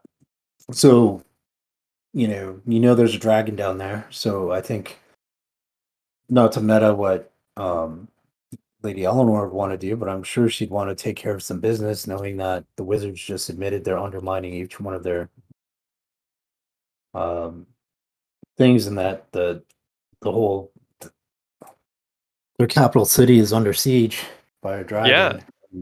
I think she'd probably not want to go anywhere until at least this was brought into the light. Plus, fighting dragons is awesome. all right. What damage does a purple dragon do? Would we know? Never Trying to heard get of that one. resistance. There's only meant to be one purple dragon, and it's a legendary creature from history. So we can make a history check, I suppose, but a nature check wouldn't work because there aren't any purple dragons. Okay. History? Yeah, history. All right, 17's pretty not good, but it's good enough, but not good really, not good enough. Anyway, there are no purple dragons. Such a thing has never existed. It's that there is a purple dragon of legend, but um, but no scholar can tell you much about that legendary dragon. It was very big. It occupied this part of the world, obviously, and I'm pretty sure it was killed. Like maybe it wasn't killed. I don't know. No one really knows. But the fact is that there are no purple dragons, and so the purple dragon that Cormier is famous for must either be one unique, two mythical, not actually real, or three a different type of dragon that has been for some reason remembered as purple. I assume it counts as dragon though, like dragon slaying and stuff. Oh yeah, if it's assuming that it is a dragon at all, and the one that's fighting in Cormier sounds like a dragon, then dragon slaying arrows should work. And I think I just found them for 1,000 gold pieces each. Yep. I found them for Or 700 a- on her little thing. 700? That's cool. We'll go with 700.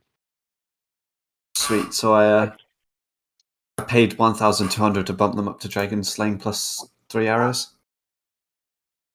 That's how that would work, right? Because they're an ammunition. No. Plus 1? Pluses? I don't think it'll work like that. No. Ah. No.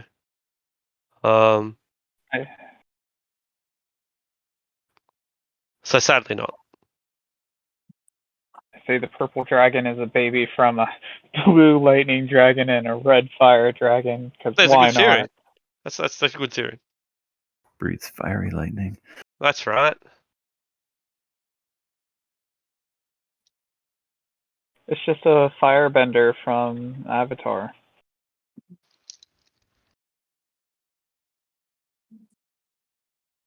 Well, I think we need to be acquiring our stuff and then heading south.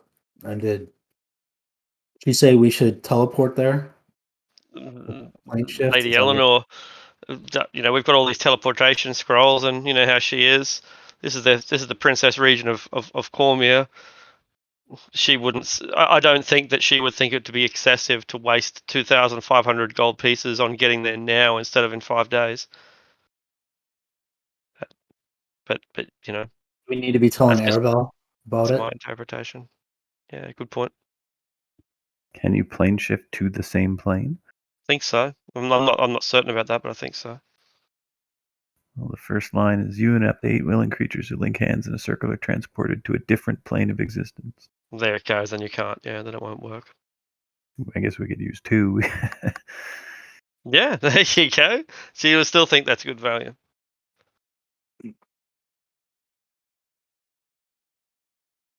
When we have that bird that flies forever, we could fly that as a recon bird over the path. Were you could buy going to use that teleportation. great Buy sword? Sorry. What's that? Oh, Well, I think just this is good asking. because we can stop at half hap and tell the dwarves everything we know, the intel. We could stop at Airbell and tell the lady there, and then get the word out that this is happening and not to Yeah. trust, and that they have usurpers in like they had at Airball, and then you get the lady's stuff there, and then we can move our way down, and then that's all rich role playing for Lady Eleanor when she gets in. You know what I mean? When we finally get to Good call, man. south. Good call. As for the greatsword, I think Artisan had an idea to use it. Did you have an idea as well, Sildren? Yeah, if you're not going to use it, I'd Yeah, give it sure. overall. If we need to waste some time, we can always go to my village. The first time I could actually see what it looks like. Absolutely. Before we go to a rich environment for Eleanor, even though she's... Good call.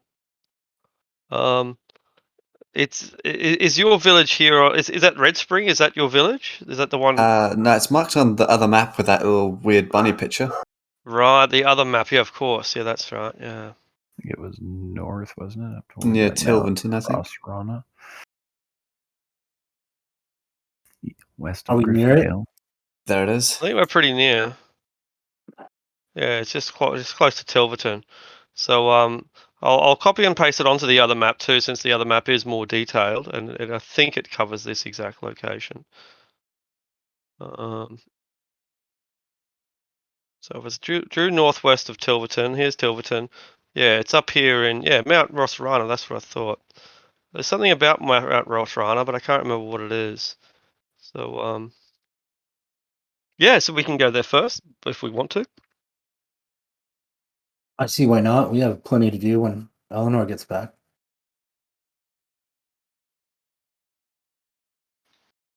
Day of travel. Meet my Day. people. Proclaim my rulership. There you Cool. go. All right. Well, I'll start marking this down so that we'll have it ready for next week. First of all, we're going to Rabbiton. Don't know what its real name is. Mount Rosrana. I think you gave it a name last time we mentioned it that I kept with. All right. And what was you had that name, didn't you? Rabidia. Rabideer. I thought was funny enough to keep forever.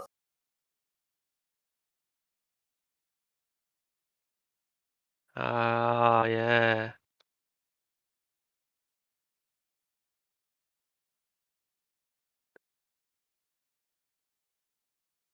All right. Something like that. From there, we will go back to Harfap and on to Arabelle, through the countryside of Cormier, and on to Suzale, where we will have to head to the palace. All right. That Can the gives Red us a bit of Wizard an outline. teleport us? Does she have that much power? She could sell you a scroll to teleport. Probably the same price as a plane shift, I imagine. Level 7 sounds about right.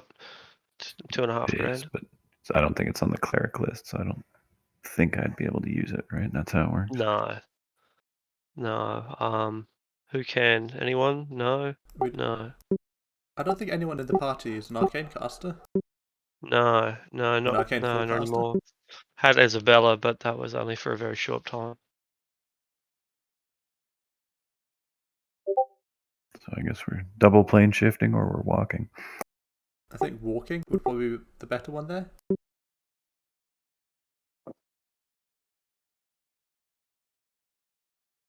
Rabidia.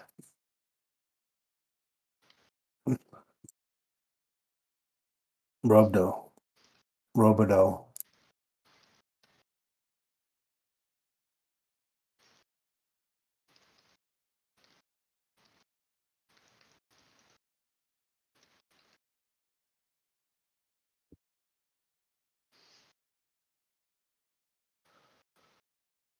Rhabdomyosis. That's what I was thinking.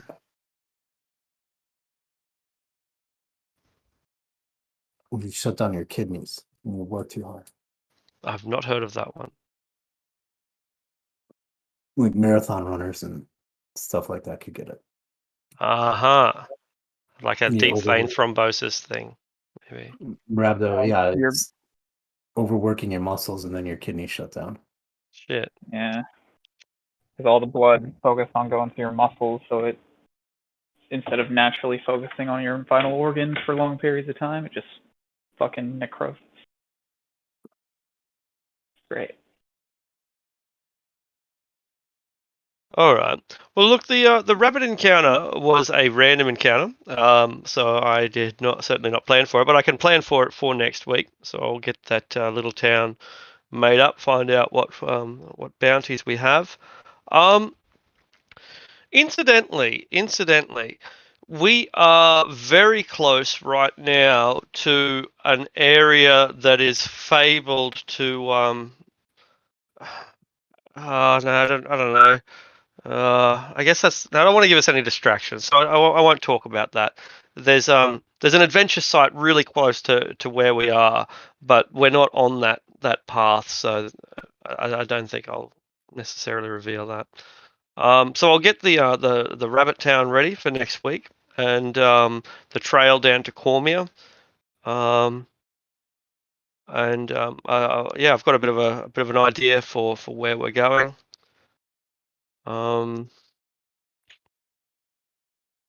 Our next major step is to inform the various nobles of what's going on, of the return of Netherall, I suppose, what happened to Tilverton. We're the experts on that. We're going to get down there and somehow deal with this dragon and liaise with the Princess Regent. After that, perhaps it'll be closer towards the end of winter, and once winter ends and spring begins, the army will either be arriving or will hopefully have arrived or something like that, and we can then march them up towards the mines of Tethiamar, probably going through the desert. We haven't. We'll make a final decision on that later. We're going to march our army up, smash the sand fort. So I guess I can even put that down. You know, we have a fairly good idea that that's what we're going to be doing next. 6, 7, smash the sand fort, or 7 would be march the army through the desert. Well, we're gonna hit Tethermer first, right? Like Right, are we going to Tethiamar first? Cool. with us first on the stop. I mean, doesn't make sense to pass it and then come back. Oh, it might make sense to do that. It just depends on exactly when you want to fight the sand fort. Because if you take the army past Tethiamar, they might know that you're there, and then they might come and besiege you at Tethiamar. That's a possibility. And plus, Ace and her allies will be waiting at the sand fort for us. I thought that was the thing, isn't it? Well, if I don't know, strategically we have to war game that. Like, I guess so. It might be better for us to, immediately take Tethiamar, and then we've got a stronghold, or it might be better for us to go straight and smash the enemy army, so that way they are weakened and scattered. I guess I'll have to leave that a little bit ambiguously. Just say deal with the Zentarum and seize Tethiamar and Sandfort, and I guess part 10 is consolidation, and at that point it'll be a different sector of the campaign, and we'll re-examine what we're doing through that lens. When was the last time we leveled? I've got the thing here. I thought it was relatively recently. is that Arabelle? Or Yeah. fighting the first Vizier. Yeah, cool. There So it is. yeah, we're not leveling yet. We've done Tilverton, but that's all we've done.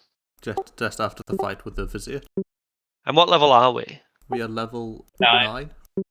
All right, level 9. I think this group deserves to be getting, a fair bit. Maybe the leveling should be a little bit faster. Then again, it's been relatively fast, all things considered. But we've done a hell of a lot. Anyway, I don't know what I'm saying. Just that I'd like to see that this group get particularly high level, and but I don't want to give out too much XP. Don't want to give out too little XP. Just want to make sure that the story keeps moving at a good enough pace that you are advancing. Yeah. Maybe when we reach the princess, particularly if it draws us into conflict with a dragon, that will probably be the next milestone, I'd say. Fighting a bloody dragon. That's awesome. Yeah, in the streets of a capital city of all places, like not your usual dragon hunt, right? That's awesome. All right, let's Like, talk about that then, since we've got 10 minutes, and I don't want to waste your time. Especially since we didn't start, on time this week or even last week. So a bit more information then has come through, has drifted up through the grapevine from Suzail. Now, This dragon seems to be invincible. You'd be like, hang on, don't these dudes have like a fucking army or something? Aren't they able to deal with one dragon, no matter how big? Well, no. For starters, it's a big fucking dragon. It's a very, very big dragon. It's so big that it rivals, according to the stories that are being told in the tavern, it rivals the dragon that killed the king of Cormier, which was a great red worm, the biggest dragons in existence. Anyway, it's meant to be as big as that dragon, but that's not the real problem. The problem is that it sneaks up on us. It's not like you look up into the sky and 20 miles away you see this dragon flying through the sky and then it descends upon you and invests everything in flame. It's not how it happens at all. It's just Cormier is Suzail, the capital city, is in its tense self. There are gangs in the street. There are people rioting and protesting. There's people trying to just go about their daily fucking lives while society falls apart around them. And then, bam, there's a dragon. It's like it just comes up out of the sewers, or it rises up out of the sea, or it just appears from around the other side of a building. It makes no sense. But this dragon is just appearing, smashing key parts of infrastructure like the palace, and then disappearing before 1,000 crossbows can be brought to bear upon its position. It's a phase dragon.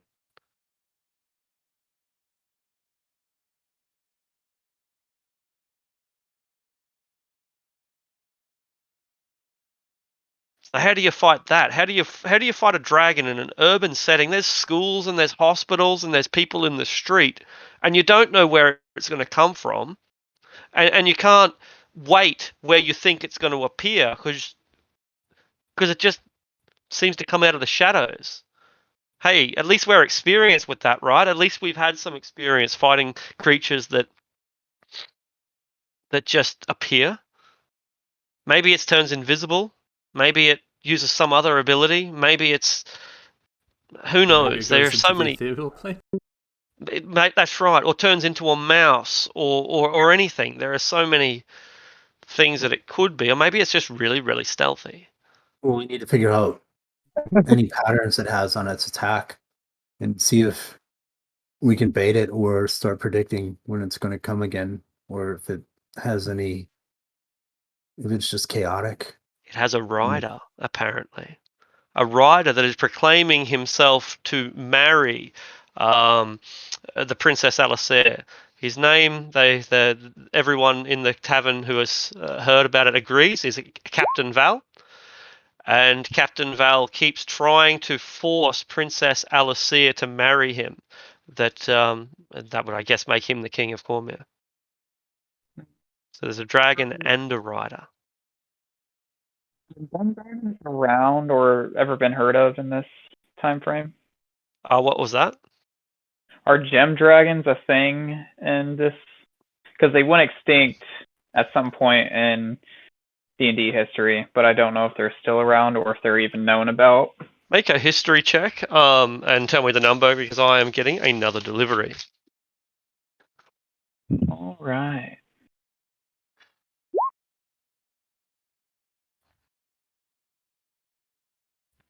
$19. All right, 19 will tell you that the Dram Dragons never went extinct and they never really went away either. They're just really hard to find. Probably 10 times as any of the others.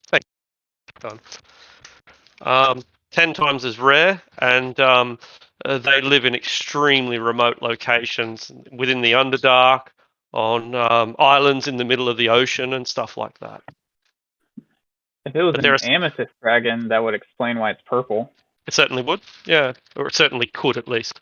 There are also other dragons beyond just the others. Like there's five metal, 5 coloured, and 5 gems. There's other ones beyond that as well. Faerun has a wide variety of small dragons, like steel dragons and fang dragons and yellow dragons. Anarok has its own breed of yellow dragon.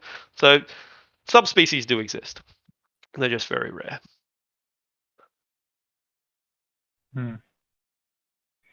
What kind of environment is the city around? It's coastal, really good agricultural land that has been converted into basically a metropolis. Think of London or something like that, or New York. Great land once upon a time, is now an urban centre. Hmm.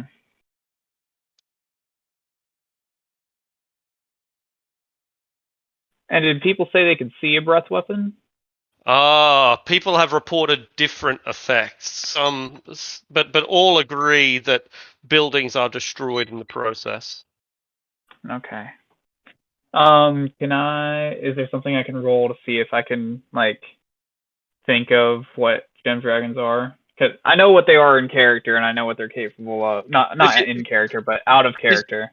You got a 19, right? Did you say on your history? Yeah. Didn't that know about Yeah. gem dragons, at least theoretically? Yeah. That, like, it'd know this at least. It would know that there are other dragons out there besides 5 coloured ones and the 5 metal ones. They're not as common, but they're out there. Okay.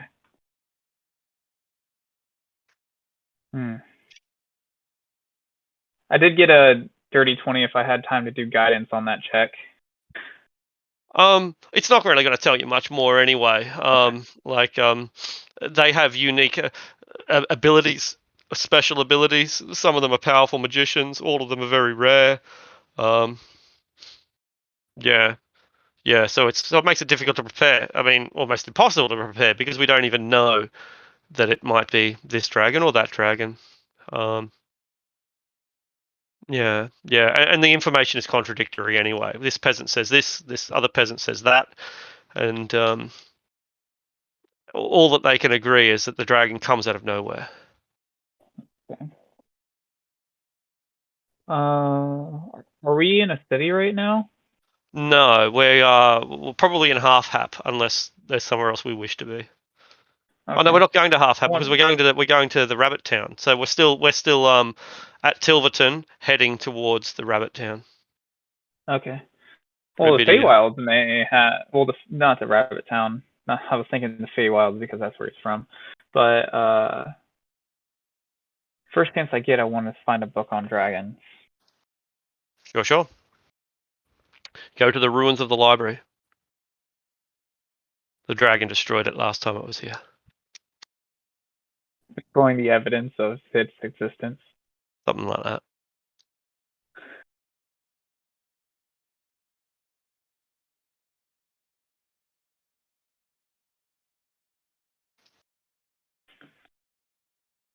We have time to figure out what that greatsword does. Yeah, great sword. Cool. I keep closing it down.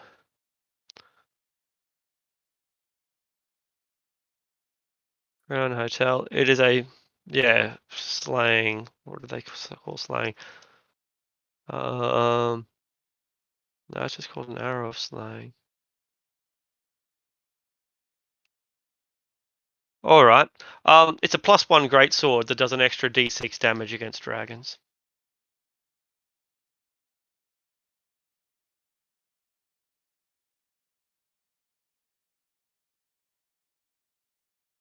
And I guess we got our magic items back from the Red Wizard. You know, the contingency, like the down payment ones. That's right. So so Artisan, you get the +1 short sword back. I gave him my. Oh, I gave him a +1 sword and my whatchamacallit tool. I'll let him keep the +1 sword. Sure. Unless someone else wants it. Because I was using the sword because the Red Wizard took my rapier. Okay. I guess that should we be saying goodbye to the internet? We should at last say goodbye. Goodbye, internet. It's been a fun session. See you next week. Thanks, everyone. Live. Thanks for the session.